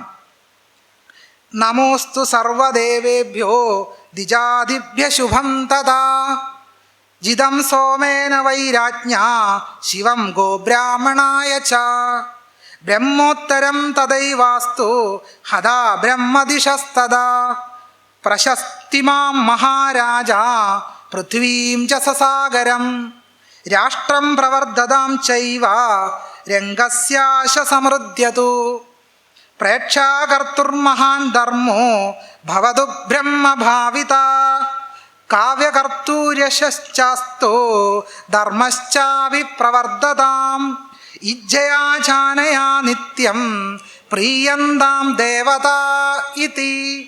ഇതാണ് എന്താണ് പറയുന്നത്? നമോസ്തു സർവദേവേഭ്യോ, എല്ലാ ദേവന്മാർക്കും ശുഭം വരട്ടെ. നാട്യശാസ്ത്രം തുടങ്ങിയത് എങ്ങനെയാണ്? ദേവന്മാർ ജയിച്ചുകൊണ്ടും അസുരന്മാരെ മുഴുവൻ നശിപ്പിച്ചുകൊണ്ടുമാണ് നാട്യശാസ്ത്രം ആരംഭിച്ചത്. വംശീയ ഉന്മൂലനത്തിൻ്റെ നാട്യശാസ്ത്രം. 2 കൂട്ടർക്ക് മംഗളം വരട്ടെ എന്ന് പ്രാർത്ഥിച്ചുകൊണ്ടാണ് നാട്യശാസ്ത്രം ആരംഭിക്കുന്നത്. ദ്വിജാദിഭ്യ ശുഭം തഥ, ത്രൈവർണികന്മാർക്ക് ശുഭം വരട്ടെ. ദ്വിജാതികൾ എന്ന് പറഞ്ഞാൽ ത്രൈവർണികന്മാരാ, അതായത് പൂണൂലുള്ളവർ, ഉപനയനം കഴിഞ്ഞവർ. അപ്പം ധർമ്മശാസ്ത്രം അനുസരിച്ച് പൂണൂൽ ധരിക്കാൻ 3 ജാതി വർണ്ണത്തിൽപ്പെട്ടവർക്ക് മാത്രമേ അധികാരമുള്ളൂ. ബ്രാഹ്മണ, ക്ഷത്രിയ, വൈശ്യാദികൾക്ക് മാത്രം. ഇവർക്ക് 3 പേർക്കും മാത്രം ശുഭം വരട്ടെ എന്നാ പറയുന്നത്. പക്ഷെ ലോകാസമസ്ത സുഖിനോ ഭവന്തു എന്നൊക്കെ കേട്ട് നമ്മളങ്ങ് വിജൃംഭിക്കും. വലിയ കാര്യമൊന്നുമില്ല കേട്ടോ. ത്രൈവർണികന്മാർക്ക് മാത്രം ശുഭം വരട്ടെ എന്ന് മാത്രമേ ബ്രാഹ്മണി എന്നും പ്രാർത്ഥിച്ചിട്ടുള്ളൂ. ജിതം സോമേന വൈരാജ്ഞ ശിവം ഗോബ്രാഹ്മണായ ച, ശിവം ഗോബ്രാഹ്മണായ ച. ഇത് കേൾക്കുമ്പോൾ നിങ്ങൾക്ക് മറ്റൊരു ശ്ലോകം ചിലപ്പോൾ ഓർമ്മ വന്നേക്കാം. സ്വസ്തി പ്രജാഭ്യ പരിപാലയന്താം ന്യായേണ മാർഗേണ മഹിം മഹീഷ ഗോബ്രാഹ്മണേഭ്യ ശുഭമസ്തു നിത്യം എന്നൊരു ശ്ലോകം ചിലപ്പോൾ ഓർമ്മ വന്നേക്കാം. ഇവിടെ ഈ നാട്യശാസ്ത്രം അതാണ് പ്രാർത്ഥിക്കുന്നത്. ശിവം ഗോബ്രാഹ്മണായ ച, പശുക്കൾക്കും ബ്രാഹ്മണർക്കും സുഖമുണ്ടാവട്ടെ. കഴിഞ്ഞില്ല, രാജാവായ സോമൻ ജയിക്കട്ടെ. മറ്റൊരു കാര്യം കൂടെ ഉണ്ട്. ഹതാ ബ്രഹ്മദിശസ്തത, വേദവിരോധികൾ നശിക്കട്ടെ. ആരാണോ വേദത്തിനെതിരായി സംസാരിക്കുന്നത് അവര് നശിക്കട്ടെ. പ്രദർശനം നടത്തുന്ന വേദപ്രചാരകന് വലിയ യശസ്സുണ്ടാവട്ടെ. ഈ യജ്ഞം കൊണ്ട് ദേവന്മാർ പ്രീതരാവട്ടെ. ഇപ്പം നാട്യയജ്ഞം എന്നാണ് പറയുന്നത്. മോഹിനിയാട്ടം തന്നെ ഒരു യജ്ഞമാണെന്നാണ് പറയുന്നത്. ഭരതനാട്യം തന്നെ ഒരു യജ്ഞമാണെന്നാണ് പറയുന്നത്. നാടകം തന്നെ ഒരു യജ്ഞമാണെന്നാണ് പറയുന്നത്. എന്താണ് ഈ നാടകത്തിൻ്റെ ലക്ഷ്യം? പശുക്കൾക്കും ബ്രാഹ്മണർക്കും സുഖമുണ്ടാവണം, രാജാവിന് സുഖമുണ്ടാകണം, വേദവിരോധികൾ നശിക്കണം. ഭാഗവത പുരാണത്തില് ഏറ്റവും അവസാനത്തെ 11-ാമത്തെ അധ്യായത്തില് ഭഗവാൻ വാസുദേവൻ പറയുന്നു, ഞാൻ കലിയുഗത്തിൽ വരും, കലിയുഗത്തിൽ ഞാൻ അവതരിക്കും. ഭഗവത്ഗീതയിൽ പറയുന്നത് പോലെ സംഭവാമി യുഗേ യുഗേ അവതരിക്കും. എന്തിനു വേണ്ടിയാണ് അവതരിക്കുന്നത്? എന്തിനു വേണ്ടിയാണ് അവതരിക്കുന്നത്? യുക്തിവാദികളുടെ വേദിയിൽ വന്ന് പ്രസംഗിക്കാനാണ് അവതരിക്കാൻ പോകുന്നത്? അതോ ജനാധിപത്യത്തെ പറ്റി പ്രസംഗിക്കാനോ? അതോ ഭഗവാൻ വാസുദേവൻ വരുന്നത് സാഹോദര്യത്തെ പറ്റി പറയാനാണോ വരുന്നത്? അതോ സത്യത്തെപ്പറ്റി പറയാനോ? അല്ല, സംശയം വേണ്ട. വ്യക്തമായി ഭഗവാൻ വാസുദേവൻ ഭാഗവത പുരാണത്തിൽ പറയുന്നു, ഞാൻ വരും, ചാതുർവർണ്ണ്യത്തിന് ഉയർത്തുവാൻ ഞാൻ അവതരിക്കും. വർണ്ണാശ്രമധർമ്മത്തെ പരിപാലിക്കുവാൻ, വർണ്ണാശ്രമധർമ്മത്തെ നിലനിർത്തുവാൻ, അതിനെ പരിപോഷിപ്പിക്കുവാൻ, വർണ്ണാശ്രമധർമ്മത്തിൻ്റെ കേടുപാടുകൾ തീർക്കുവാൻ ഞാൻ അവതരിക്കുമെന്നാണ് ഭഗവാൻ വാസുദേവൻ ഭാഗവത പുരാണത്തിൽ പറഞ്ഞു വെക്കുന്നത്. ഒന്ന് ആലോചിച്ച് നോക്കൂ. ഇന്ത്യയുടെ ഭരണഘടന ഉണ്ടായത് ഈ ചാതുർവർണ്ണ്യത്തിൻ്റെ ലോകവീക്ഷണത്തെ സമ്പൂർണ്ണമായി അവസാനിപ്പിച്ചുകൊണ്ടാണ് ഇന്ത്യൻ ഭരണഘടന വന്നത്, നിലവിൽ വന്നത്. പക്ഷെ ഭഗവാൻ വാസുദേവൻ എന്തിനാ വരാൻ പോകുന്നത്? ഈ ഭരണഘടനയെ ചവിട്ടി പുറത്താക്കാനാണ്. ഈ ഭരണഘടന ഇല്ലായ്മ ചെയ്യുവാനാണ് താൻ അവതരിക്കുന്നത് എന്ന് വളരെ വ്യക്തമായി ഭഗവാൻ വാസുദേവൻ മറയില്ലാതെ പറയുന്നു. ഭാഗവത സപ്താഹ യജ്ഞത്തിൽ ഈ പുസ്തകമാണ് വായിക്കുന്നത്. ഈ പുസ്തകം 7 ദിവസം ഇരുന്ന് വായനയാണ്. ഏത് പുസ്തകം? ജനാധിപത്യം തകരണമെന്ന് പ്രാർത്ഥിക്കുന്ന ഒരു പുസ്തകം 7 ദിവസം ഇരുന്ന് വിളക്ക് വെച്ച്, ഒരു വിളക്കല്ല കേട്ടോ, ആയിരക്കണക്കിന് വിളക്കും വെച്ച് വായനയാണ്. ജനാധിപത്യം തകരട്ടെ, വർണ്ണാശ്രമധർമ്മം സ്ഥാപിക്കാൻ ഞാനിത് അവതരിക്കാൻ പോകുന്നു എന്ന് പറയുന്ന ഒരു പുസ്തകം. നാട്യശാസ്ത്രവും അതിനെ പിൻപറ്റിയാണ് മുന്നോട്ട് പോകുന്നത്, ഭഗവത്ഗീത ഉൾപ്പെടെ. ഒരു കാര്യം മാത്രം ആനുഷംഗികമായി പറയാം. നിങ്ങളൊരു കാര്യം ശ്രദ്ധിച്ചാൽ അറിയാം, ഭഗവത്ഗീതയിൽ എവിടെയെങ്കിലും സാഹോദര്യത്തെ പറ്റി പറയുന്നുണ്ടോ? എവിടെങ്കിലും സാഹോദര്യത്തെ പറ്റി ഒരു വാക്ക്? ഗാന്ധിക്കും തിലകനും വിനോബാ ഭാവയ്ക്കും എന്ന് വേണ്ട സർവ്വ ഇന്ത്യൻ സ്വാതന്ത്ര്യ സമര സേനാനികൾക്കും ഭഗവത്ഗീത അത്രമേൽ പ്രിയപ്പെട്ട പുസ്തകമായിരുന്നു. അതിൽ ഒരു ശ്ലോകം മാത്രം നിങ്ങളൊന്ന് നോക്കൂ.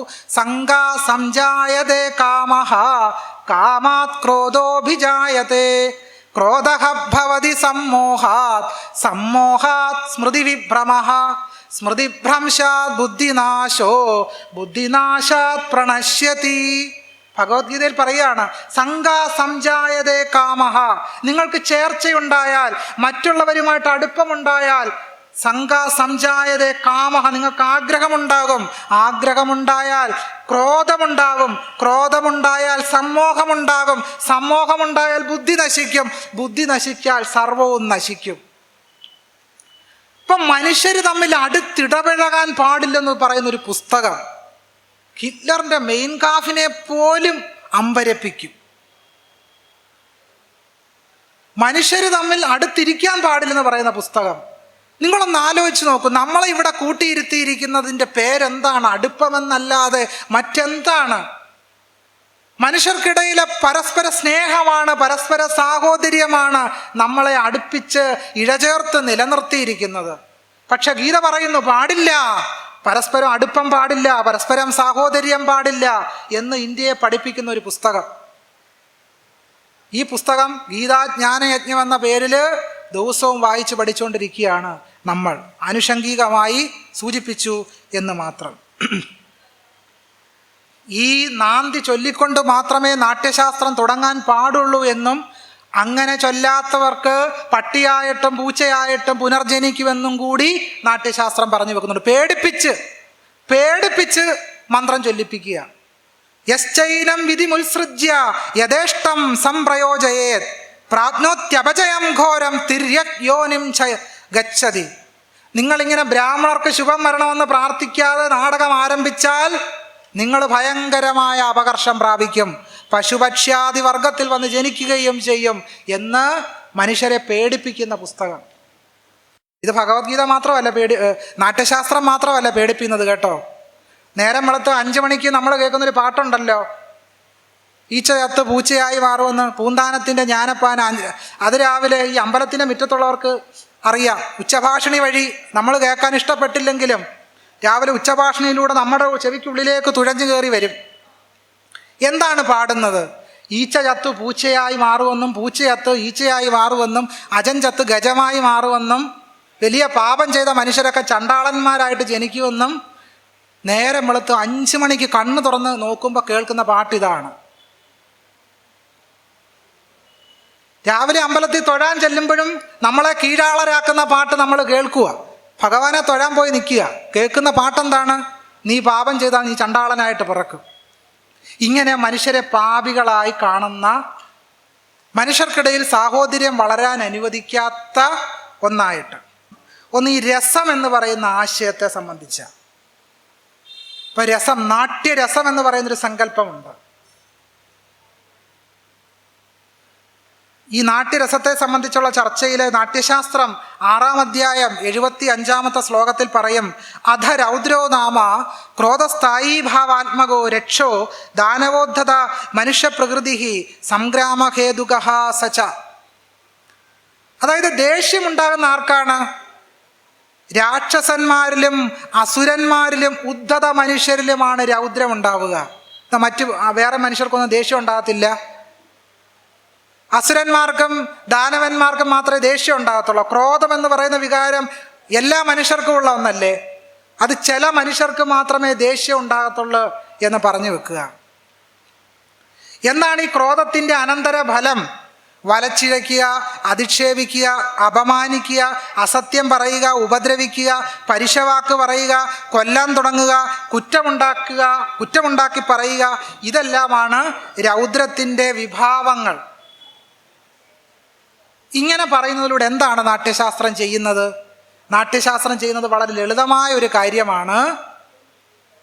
ഇങ്ങനെ മറ്റുള്ളവരെ അപമാനിക്കലും അധിക്ഷേപിക്കലും ഉപദ്രവിക്കലും കുറ്റമുണ്ടാക്കി പറയലും എല്ലാം രാക്ഷസന്മാരുടെ അസുരന്മാരുടെ പൊതു സ്വഭാവമാണെന്നാണ് നാട്യശാസ്ത്രം പറഞ്ഞു വെക്കുന്നത്.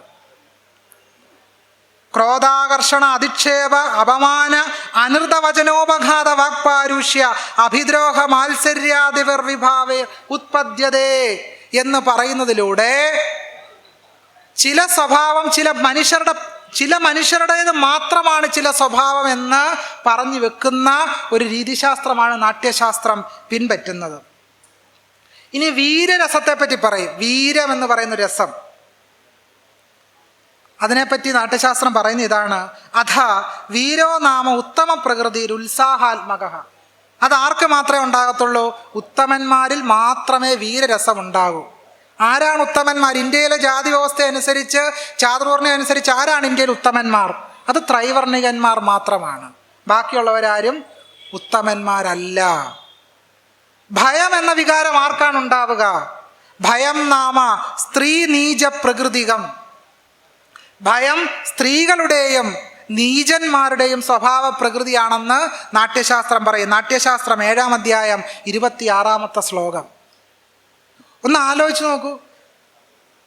ചില വികാരങ്ങളെപ്പോലും ചില പ്രത്യേക മനുഷ്യരിൽ കെട്ടിയേൽപ്പിക്കുക, തളച്ചിടുക. ജുഗുപ്സ നാമ സ്ത്രീ നീച പ്രകൃതിക. ജുഗുപ്സ എന്ന ഭാവം സ്ത്രീകൾക്കും അധമന്മാർക്കുമാണ് ഉണ്ടാവുക, വേറെ ആർക്കും ജുഗുപ്സ ഉണ്ടാകത്തില്ല.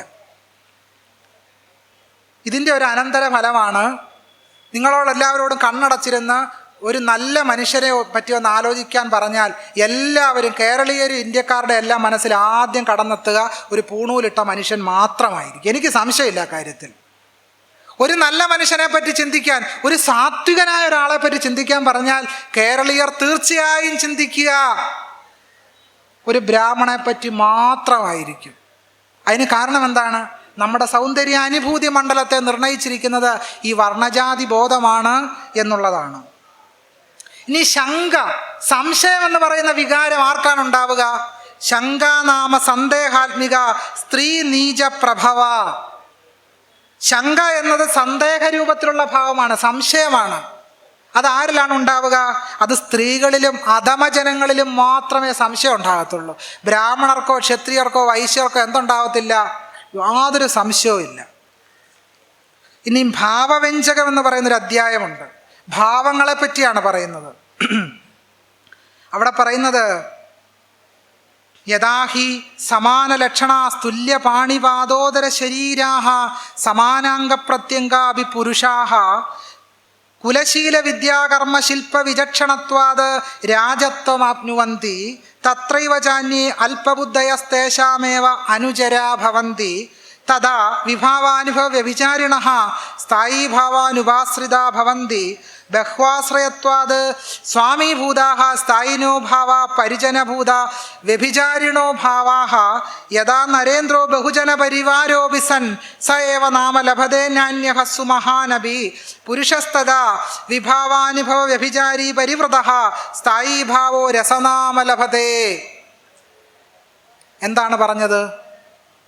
എല്ലാവർക്കും ഒരേ തരം ലക്ഷണങ്ങൾ വെച്ച് കയ്യ്, കാല്, ഉടൽ എല്ലാവർക്കും ഒരുപോലെ ഉണ്ട്. അംഗപ്രത്യംഗങ്ങൾക്കും വ്യത്യാസമില്ല. ഇങ്ങനെയൊക്കെ ആണെങ്കിലും അഭിപുരുഷാഹ ഇങ്ങനെയൊക്കെ ആണെങ്കിലും ചില ആളുകൾ മാത്രം വംശം, സ്വഭാവം, വിദ്യാഭ്യാസം, പ്രവൃത്തി സാമർഥ്യം, കലാനൈപുണ്യം എന്നിവയാൽ രാജാക്കന്മാരായിത്തീരുന്നു. ശ്രദ്ധിക്കുക, ചില പ്രത്യേക വംശത്തിൽപ്പെട്ടവർ, എല്ലാ മനുഷ്യരും അല്ല, അല്പബുദ്ധികളായ മറ്റുള്ളവർ ആ രാജാക്കന്മാരുടെ അനുചരന്മാരായും ഭവിക്കുന്നു. എന്തിനാ ഇത് പറയുന്നത്? ഭാവം എന്താണെന്ന് വിശദീകരിക്കാനാ. പലതരം ഭാവങ്ങളുണ്ടല്ലോ. രസമുണ്ടാകുന്നത് ഭാവത്തിലൂടെയാണ്, ഭാവത്തിൻ്റെ സമ്മേളനത്തിലൂടെയാണ് രസം ഉണ്ടാകുന്നത്. എന്നാൽ അതങ്ങ് പറഞ്ഞാൽ പോരെ? അത് പറ്റത്തില്ല. ഈ വംശീയ ഉന്മൂലനം എല്ലാം പറഞ്ഞാലേ ശരിയാവത്തുള്ളൂ. അല്പബുദ്ധികളായ മറ്റുള്ളവർ ആ രാജാക്കന്മാരുടെ അനുചരന്മാരായും ഭവിക്കുന്നു. ഫ്യൂഡൽ നാടുവാഴിക്രമത്തിൻ്റെ ശ്രേണീകരണം വർണ്ണിക്കുക. അതുപോലെ ഇത്രയും പറഞ്ഞതിന് ശേഷം പറയുകയാണ്, അതുപോലെ വിഭാവാനുഭവ സഞ്ചാരി ഭാവങ്ങൾ സ്ഥായീ ഭാവങ്ങളെ ആശ്രയിച്ചാണ് നിലകൊള്ളുന്നത്. സ്ഥായിനോഭാവ രസത്വമാപ്നുവന്തി. സ്ഥായീ ഭാവമാണ് എന്തായിത്തീരുന്നത്? രസമായിത്തീരുന്നത്. എങ്ങനെ? ചില പ്രത്യേക വംശത്തിൽപ്പെട്ട ആളുകൾ രാജാക്കന്മാരായി തീരുന്നത് പോലെ മറ്റു ചില ആളുകൾ ഈ രാജാക്കന്മാരുടെ അനുചരന്മാരായി തീരുന്നത് പോലെ സ്ഥായീ ഭാവം രസമായി തീരുന്നു.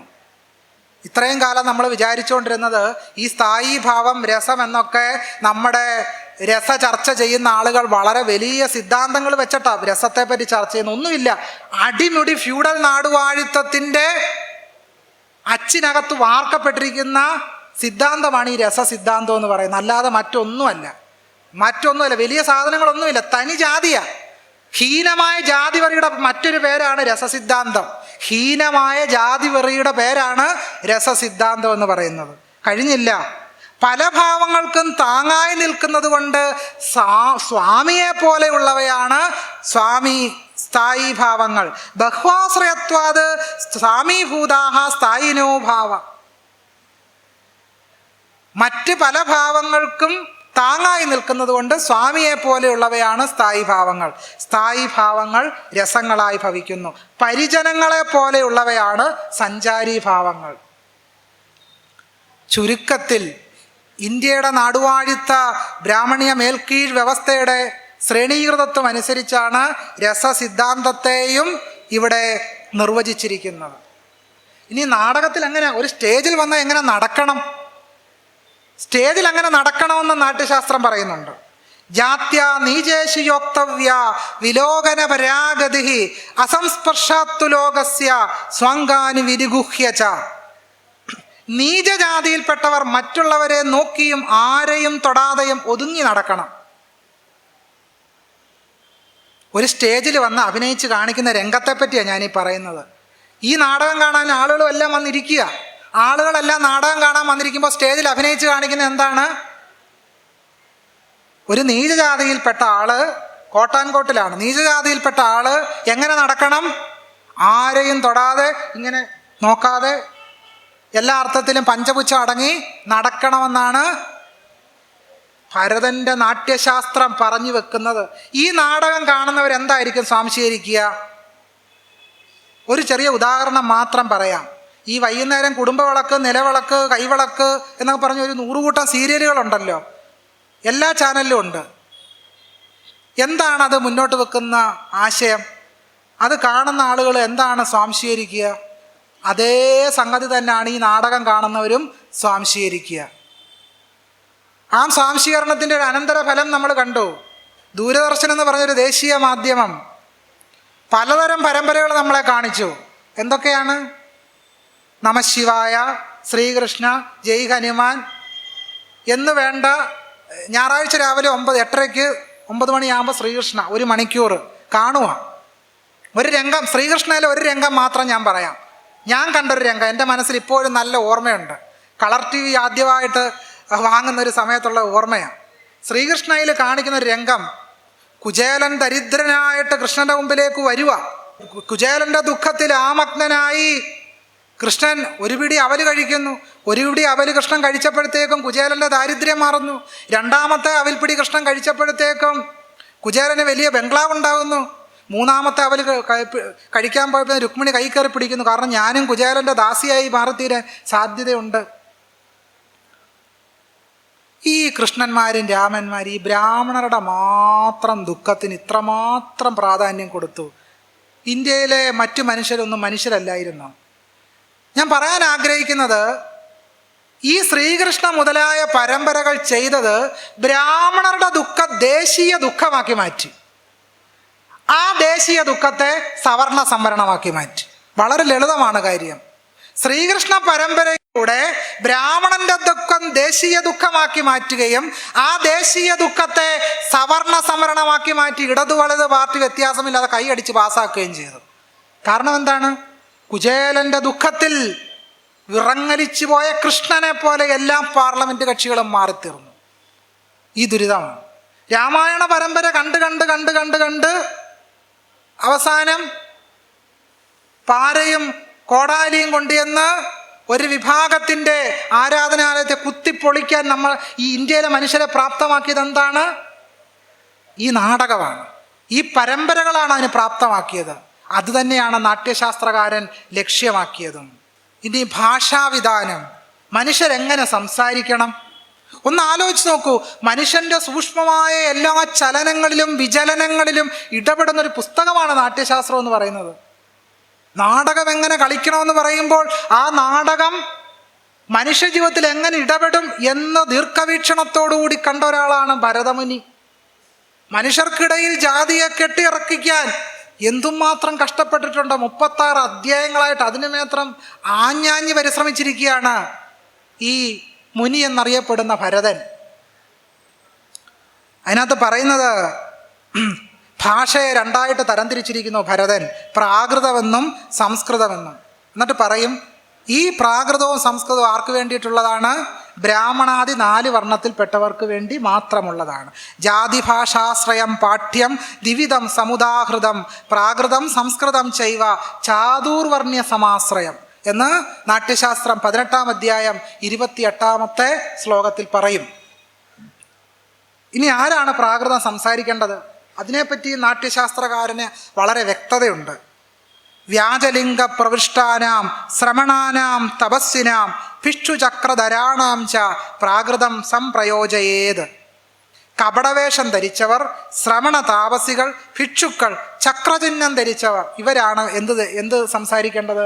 പ്രാകൃതം സംസാരിക്കേണ്ടത്. ഇതിലൂടെ എന്താശയമാണ് സമൂഹത്തിന് നൽകുന്നത്? പ്രാകൃതം സംസാരിക്കുന്നവർ ആരായിരിക്കും? കപടന്മാരായിരിക്കും എന്ന സന്ദേശം സമൂഹത്തിന് നൽകുന്നു നാട്യശാസ്ത്രം. ശ്രമണന്മാർ കപടന്മാരാണ് എന്ന സന്ദേശം സമൂഹത്തിന് നൽകുന്നു നാട്യശാസ്ത്രം. ഒരു ജനവിഭാഗം കാപട്യന്മാരും മോഷ്ടാക്കളും പിടിച്ചുപറിയന്മാരുമാണ് എന്ന സന്ദേശം നാട്യശാസ്ത്രം പകർന്നു നൽകുന്നു. എത്ര ലളിതമായിട്ടാണ് ഇത് ചെയ്യുന്നത് എന്നാലോചിച്ച് നോക്കൂ.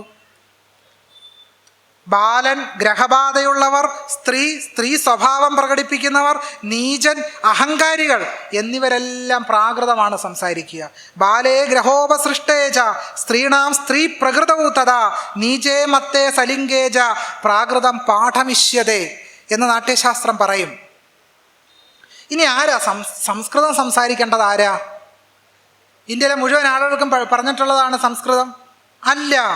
പരിവ്രാൺ മുനിശാക്യേഷു ചോക്ഷുശ്രോത്രിയേഷു ച ശിഷ്ടായേ ചൈവ ലിംഗസ്ഥ സംസ്കൃതം തേഷു യോജയേത് എന്ന് പറയും.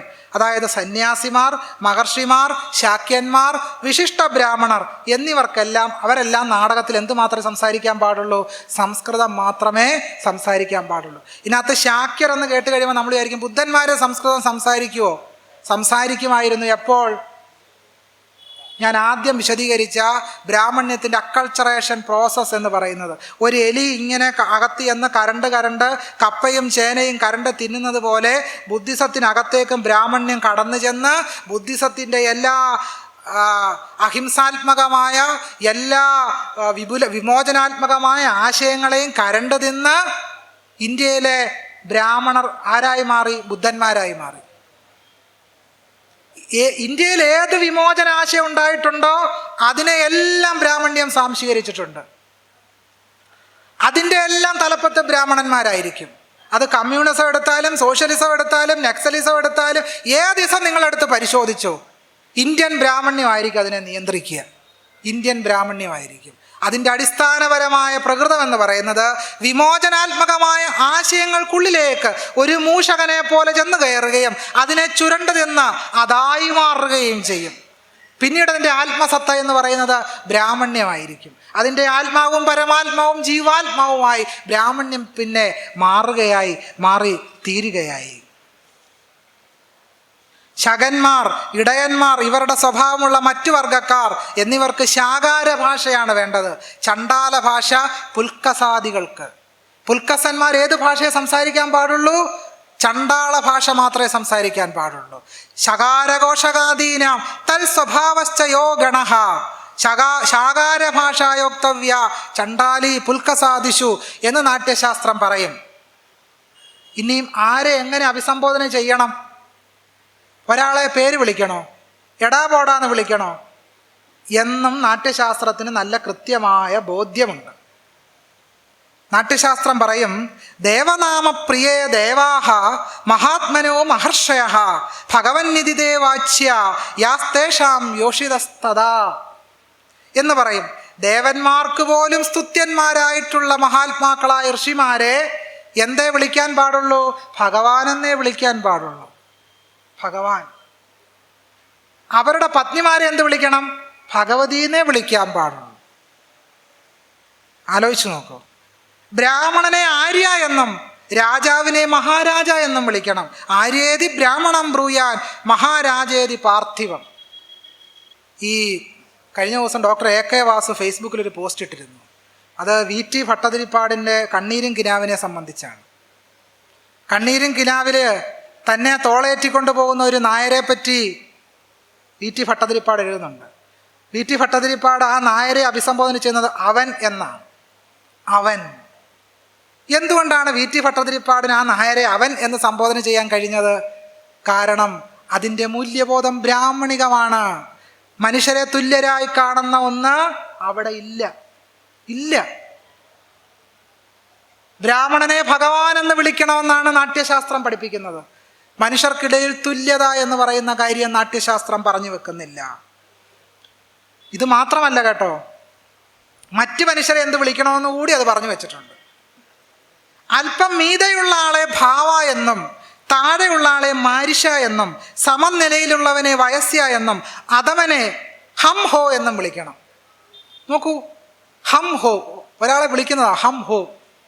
ഈ ഹോയാണ് കേരളത്തില് 19-ാം നൂറ്റാണ്ട് വരെ നമ്മൾ കേട്ടത്. ഹോ ഹോ ഹോ ഹോ. ഈ ഹോയാണ്. ഇതെവിടുന്ന് വന്നു? നാട്യശാസ്ത്രത്തിൽ നിന്ന് വന്നു. ഈ നാട്യശാസ്ത്രമാണ് പുസ്തകം. സംസ്കൃത സർവകലാശാലയെ പഠിപ്പിക്കുന്നു, കലാമണ്ഡലത്തിൽ പഠിപ്പിക്കുന്നു, എല്ലായിടത്തും ഈ പുസ്തകം പഠിപ്പിക്കുക. ഈ പാഠം പഠിക്കുന്നവരെന്തായിരിക്കും സ്വാംശീകരിച്ച് പുറത്തോട്ടിറങ്ങുക? അവർ മോഹിനിയാട്ടം മാത്രമല്ല പഠിക്കുന്നത്, ഈ സംസ്കാരം കൂടിയാണ് പഠിക്കുന്നത്. മറ്റുള്ളവരെ ഹോ എന്നും ഹം എന്നും വിളിക്കാൻ കൂടിയാണ് ഈ പുസ്തകം ജനങ്ങളെ പഠിപ്പിക്കുന്നത്. സാഹോദര്യമല്ല ഈ പുസ്തകം പഠിപ്പിക്കുന്നത്. ഈ പുസ്തകം പരസ്പര വിദ്വേഷമാണ് പഠിപ്പിക്കുന്നത്. നാട്യശാസ്ത്രം ജനങ്ങളെ പഠിപ്പിക്കുന്നത് പരസ്പര ശത്രുതയാണ് പഠിപ്പിക്കുന്നത്. മനുഷ്യര് പരസ്പരം സ്നേഹിക്കാൻ നാട്യശാസ്ത്രം പഠിപ്പിക്കുന്നില്ല. നാട്യശാസ്ത്രം മനുഷ്യരെ പരസ്പരം വെറുക്കാൻ പഠിപ്പിക്കുന്നു. മാന്യോ ഭാവേത വക്തവ്യ കിഞ്ചിദൂനസ്തു മാരിഷ സമാനോ ഹി വയസ്യേതി. കൂട്ടുകാരാന്ന് ആരെ മാത്രമേ വിളിക്കാൻ പാടുള്ളൂ? ജാതി കൊണ്ട് വർണ്ണം കൊണ്ട് തുല്യരായവരെ മാത്രമേ വയസ്യ എന്ന് വിളിക്കാൻ പാടുള്ളൂ, അല്ലെങ്കിൽ പാടില്ല. ഹം ഹോ ഹന്തേതി വ അധമഹ. അധമരെ എന്ത് മാത്രമേ വിളിക്കാൻ പാടുള്ളൂ? ഹം ഹോ. അവർക്ക് പേര് പോലുമില്ല. അവർക്കുള്ള പേരെന്താണ്? ഹം ഹോ ഹന്ത. ഇതേ വിളിക്കാൻ പാടുള്ളൂ.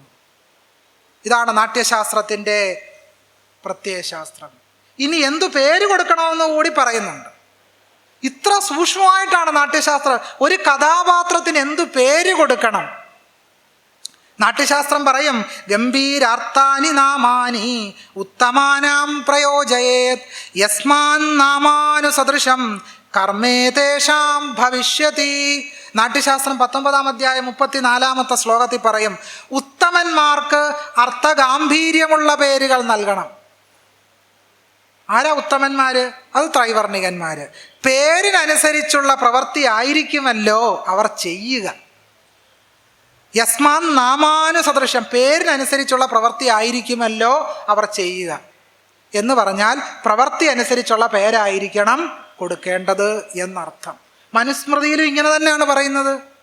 ഒരു ശൂദ്രന് എന്ത് പേര് മാത്രമേ കൊടുക്കാൻ പാടുള്ളൂ? ദാസത്വം അനുഭവിക്കുന്ന, പേര് കേട്ടാൽ തന്നെ ദാസനാണെന്ന് തോന്നുന്ന പേര് മാത്രമേ ഒരു ശൂദ്രന് നൽകാൻ പാടുള്ളൂ എന്ന് വിധിക്കുന്ന, മനുസ്മൃതിയെ അതിശയിക്കുന്ന പ്രത്യയബോധമാണ് നാട്യശാസ്ത്രം കൊണ്ടു നടക്കുന്നത്. മറ്റുള്ള പുരുഷന്മാർക്കും സ്ത്രീകൾക്കും ജാതിക്കും കർമ്മത്തിനും അനുസരിച്ച് പേര് നൽകണമെന്നുകൂടി നാട്യശാസ്ത്രം പറഞ്ഞു വെക്കുന്നു. കഥാപാത്രങ്ങളുടെ നിറത്തിൽ പോലും ഈ ജാതി വേർതിരിവ്, വർണ്ണ വേർതിരിവ് നാട്യശാസ്ത്രം വെച്ച് പുലർത്തുന്നു. ഇതും കൂടെ പറഞ്ഞ് ഞാൻ എൻ്റെ സംഭാഷണത്തിൽ നിന്ന് വിടവാങ്ങാം. പൊതുവെ കറുപ്പിനെ സംബന്ധിച്ചൊരു പൊതുബോധം എന്ന് പറയുന്നത്, കറുപ്പെന്ന് കേട്ടാൽ പൊതുവെ ഉള്ള ധാരണ ഇന്ത്യയിലെ ദളിതരുടെ ആദിവാസികളുടെ നിറം കറുപ്പാണെന്നൊരു തെറ്റിദ്ധാരണ കേരളത്തിൻ്റെ പൊതുബോധത്തിനുണ്ട്. ആ പൊതുബോധം ദേവി അതങ്ങ് മാറ്റിവെക്കണം. പൊതുബോധം മാറ്റിവെക്കണം. ലോകത്തിലെ ആദിവാസികളുടെ എല്ലാ നിറമൊന്നും കറുപ്പൊന്നും അല്ല. ലോകത്തിലെ ദളിതരുടെ മുഴുവൻ, ഇന്ത്യയിലെ ദളിതരുടെ മുഴുവൻ നിറമൊന്നും കറുപ്പൊന്നുമല്ല. നിങ്ങൾ പഞ്ചാബിൽ ചെന്ന് ദളിതരുടെ നിറവും നോക്കണം. നല്ല തൂവെള്ള നിറമാണ് പഞ്ചാബിലെ ദളിതർക്ക്. അപ്പം ഈ ചർച്ചയെല്ലാം ഉയർന്നു വന്ന സമയത്ത് ഇന്ത്യയിലെ വലിയ കേരളത്തിലെ പുരോഗമന ലിബറലുകൾ പറഞ്ഞത് ഇത് കറുപ്പിനോടുള്ള വെറുപ്പാണ്, അതുവഴി ദളിതരോടുള്ള വെറുപ്പാണ്. അങ്ങനല്ല. കറുപ്പിനോടുള്ള വെറുപ്പാണെങ്കിൽ എന്തുകൊണ്ട് കറുത്ത നമ്പൂതിരിയും കറുത്ത നായരും ഈ പ്രശ്നം ഏറ്റെടുത്തില്ല? കാരണം അവർക്കറിയാം ഇത് ഞങ്ങളെ പറഞ്ഞതല്ലെന്ന്. ഈ പ്രശ്നം ഞങ്ങളുടെ പ്രശ്നമല്ലെന്ന് കേരളത്തിലെ എല്ലാ നായർക്കും നമ്പൂതിരിക്കും അറിയാം. കറുത്ത നായർക്കും അറിയാം, കറുത്ത നമ്പൂതിരിക്കും അറിയാം ഇത് ഞങ്ങളുടെ പ്രശ്നമല്ലെന്ന്. അതാണ് ഞാൻ പറഞ്ഞത്. ഈ ജാതി ബോധ്യം എന്ന് പറയുന്നത് അടിച്ചേൽപ്പിക്കുന്ന ഒന്നാണ്. ഈ വർണ്ണഹിംസയാണ് പ്രശ്നം എന്നുള്ളതാണ്. അതുവഴി ഒരു കാര്യം കൂടി ഈ ബ്രാഹ്മണ്യം ചെയ്തു വെച്ചു. ചീത്ത പ്രവൃത്തി ചെയ്യുന്നവർ, ഭൂതബാധയേറ്റവർ, രോഗികൾ, ദേഹാധ്വാനം ചെയ്യുന്നവർ, നീചജാതിയിൽപ്പെട്ടവർ, ഇവർക്കെല്ലാം നാടകത്തിൽ അഭിനയിക്കുമ്പോൾ ഏത് നിറം കൊടുക്കണം? കറുപ്പ് നിറം കൊടുക്കണം. കുകർമ്മിണോ ഗ്രസ്ത വ്യാധിതസ്തപസീ സ്ഥിതാഹ ആയസ്തകർമ്മിണശ്ചൈവ ഹ്യസിതാശ്ച കുജാതയഃ. ഒന്ന് ആലോചിച്ചോ, കുജാതയഃ, വല്ലാത്ത ജന്മം ജനിച്ചവർ. അതാണ് കുജാതി എന്ന് പറഞ്ഞാൽ എന്താണ്? കുജാതി, നീചമായി പിറന്നവർ എന്നാണ് അർത്ഥം. എന്തൊരു ഹിംസയാണ് ഈ നാട്യശാസ്ത്രത്തിലെ ഭാഷയ്ക്ക് എന്ന് ആലോചിച്ച് നോക്കൂ.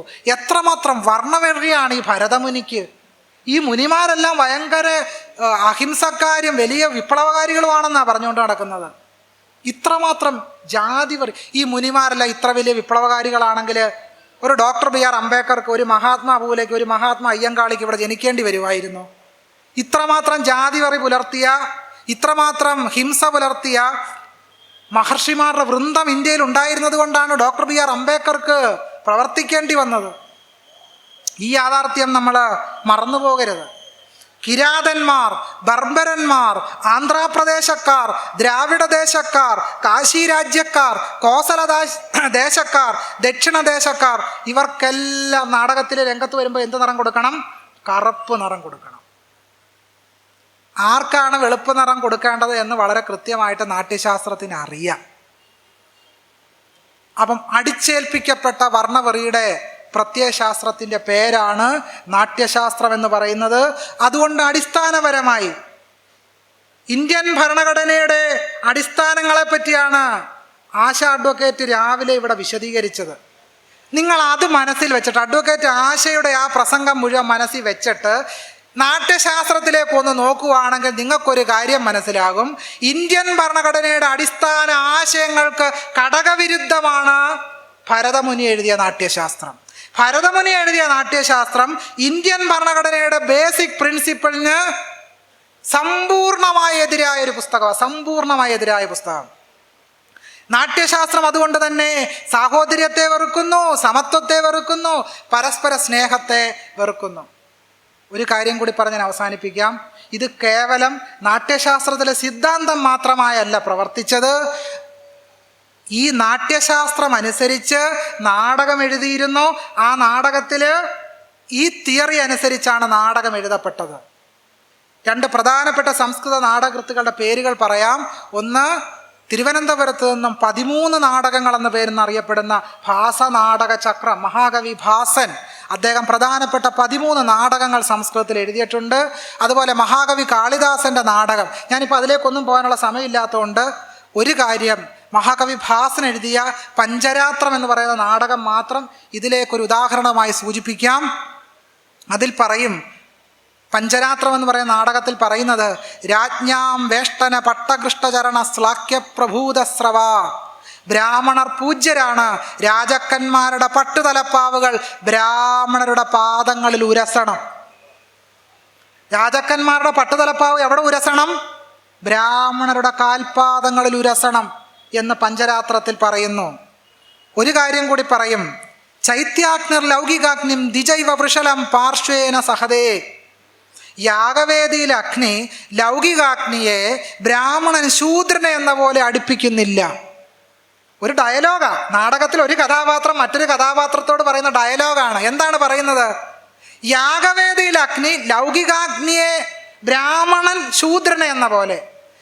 ഒന്നും കൂടെ വിശദമാക്കാം. ഈ ലൗകികാഗ്നി എന്ന് പറയുന്നത് വീട്ടിൽ യാഗം ചെയ്യുമ്പോൾ ഉപയോഗിക്കുന്ന അഗ്നിയാണ്. ആ അഗ്നി ഏത് അഗ്നിയോട് സംയോജിപ്പിക്കാൻ പാടില്ല? യാഗവേദിയിൽ ഉപയോഗിക്കുന്ന അഗ്നിയും ലൗകികാഗ്നിയും 2 അഗ്നികളാണ്. ചൈതന്യം കൊണ്ട്, ചൈതന്യം കോട്ടാൻകോട്ട്, എന്ത് ചൈതന്യം, അടുപ്പിക്കാൻ പാടില്ല എന്നതുപോലെ. ഉദാഹരണം എന്താ പറയുന്നത്? ബ്രാഹ്മണൻ ശൂദ്രനെ എന്ന പോലെ അടുപ്പിക്കുന്നില്ല. ഈ ഡയലോഗ് കേട്ടിരിക്കുന്ന ആളുകൾ എന്താണ് സ്വാംശീകരിച്ചുകൊണ്ട് പോകുന്നത്? നമ്മളാരും ശൂദ്രനെ അടുപ്പിക്കാൻ പാടില്ല എന്നതാണ് പഠിക്കുന്നത്. ഈ നാടകത്തിൽ മറ്റൊരു രംഗം കൂടിയുണ്ട്.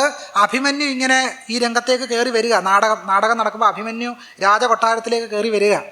അപ്പം അഭിമന്യു രാജകൊട്ടാരത്തിൽ വന്ന് പറയുന്ന പരാതി, നീചന്മാരോടെന്ന പോലെ എന്നെ പേരെടുത്ത് ചിലർ വിളിച്ചു. അഭിമന്യു പറയുന്ന കഥ, അഭിമന്യു അർജുനന്റെ പുത്രനാണല്ലോ അഭിമന്യു പറയുന്ന വാചകമാണ്, നീചന്മാരോടെന്ന പോലെ എന്നെ പേരെടുത്ത് അഭിസംബോധന ചെയ്തു എന്നാണ്. അപ്പം നാട്യശാസ്ത്രത്തിൽ അഭിസംബോധന ചെയ്ത ഭാഗം ഞാൻ ഇവിടെ പറഞ്ഞല്ലോ. അതും ഇതുമായിട്ടൊന്ന് തട്ടിച്ചു നോക്കൂ. ഒരു കാര്യം കൂടെ ഉണ്ട്. ദ്രോണരെ ഇതിനകത്ത് അഭിസംബോധന ചെയ്യുന്നൊരു കാര്യമുണ്ട്. ബ്രാഹ്മണാർജവ ബുദ്ധേ, കള്ളമെന്തെന്നറിയാത്ത ബ്രാഹ്മണ. ദ്രോണരെ അഭിസംബോധന ചെയ്യുന്നതാണ്. എന്താണ്? കള്ളമെന്തെന്നറിയാത്ത ബ്രാഹ്മണ. ഈ വാചകം നിങ്ങൾ അടുത്ത കാലത്ത് വീണ്ടും പത്രത്തിലൂടെ കേട്ട് കാണും. ബ്രാഹ്മണാർജവ ബുദ്ധേ. ഭാസൻ 1000 നൂറ്റാണ്ടുകൾക്ക് മുമ്പ് എഴുതിയ ഈ വാക്യം നിങ്ങൾ കഴിഞ്ഞ 2-3 മാസത്തിന് മുമ്പ് പത്രത്തിൽ വായിച്ചു കാണും. ബ്രാഹ്മണാർജവ ബുദ്ധേ. ഗുജറാത്തിൽ കലാപം നടത്തിയ ഒരു ബ്രാഹ്മണരാണ്. അവർ കള്ളം ചെയ്യില്ല എന്ന് പറഞ്ഞുകൊണ്ട് പൂമാലയിട്ടാണ് സ്വീകരിച്ചത്. ബ്രാഹ്മണാർജവ ബുദ്ധേ. കള്ളമെന്തെന്നറിയാത്ത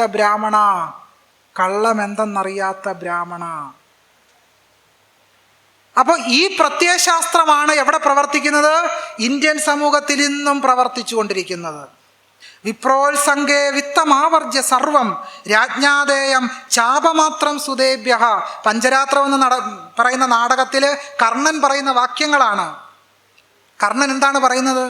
രാജാക്കന്മാർ സമ്പാദിച്ച സ്വത്ത് മുഴുവൻ ബ്രാഹ്മണർക്ക് ദാനം ചെയ്തിട്ട് വില്ല് മാത്രമേ പുത്രന്മാർക്ക് കൊടുക്കേണ്ടതായിട്ടുള്ളൂ. ഒരു രാജാവ് എന്താണ് ചെയ്യേണ്ടത്? സ്വന്തം പുത്രന് ഒരു വില്ല് മാത്രമേ കൊടുക്കാൻ പാടുള്ളൂ. സ്വത്ത് മുഴുവൻ ആർക്ക് കൊടുക്കണം? ബ്രാഹ്മണർക്ക് കൊടുക്കണം. അടിസ്ഥാനപരമായി നാട്യശാസ്ത്രം മുന്നോട്ട് വെക്കുന്നത്, ആ നാട്യശാസ്ത്രത്തെ അധികരിച്ചെഴുതിയ നാടകങ്ങൾ, മഹാകവി കാളിദാസന്റെ നാടകമാണെങ്കിലും കൊള്ളാം, മഹാകവി ഭാസന്റെ നാടകങ്ങളാണെങ്കിലും കൊള്ളാം, ഇന്ന് കേരളത്തിൽ ഏറ്റവും കൂടുതൽ അവതരിപ്പിക്കപ്പെടുന്ന നാടകങ്ങളെന്ന് പറഞ്ഞാൽ, ഈ കൂത്തിലും കൂടിയാട്ടത്തിലും അവതരിപ്പിക്കുന്ന നാടകങ്ങളെന്ന് പറയുന്നത് ഈ ഭാസന്റെ നാടകങ്ങളാണ്. കൂടിയാട്ടത്തിൽ പ്രധാനമായിട്ടും, അതുപോലെ ശക്തിഭദ്രൻ്റെ ആശ്ചര്യ ചൂടാമണി, ഈ ഭാസന്റെ കഥകളൊക്കെയാണ് കൂത്തിലും കൂടിയാട്ടത്തിലും ഒക്കെ തന്നെ അവതരിപ്പിക്കപ്പെടുന്നത്. ഈ പറഞ്ഞ ശ്ലോകങ്ങളൊക്കെ അല്ലേ കൂടിയാട്ടത്തിൽ അവതരിപ്പിക്കുന്നത്. ഇങ്ങനെ നമ്മൾ കാണുമ്പോൾ നമ്മൾ വിചാരിക്കും നമുക്കൊന്നും മനസ്സിലാകുന്നില്ല.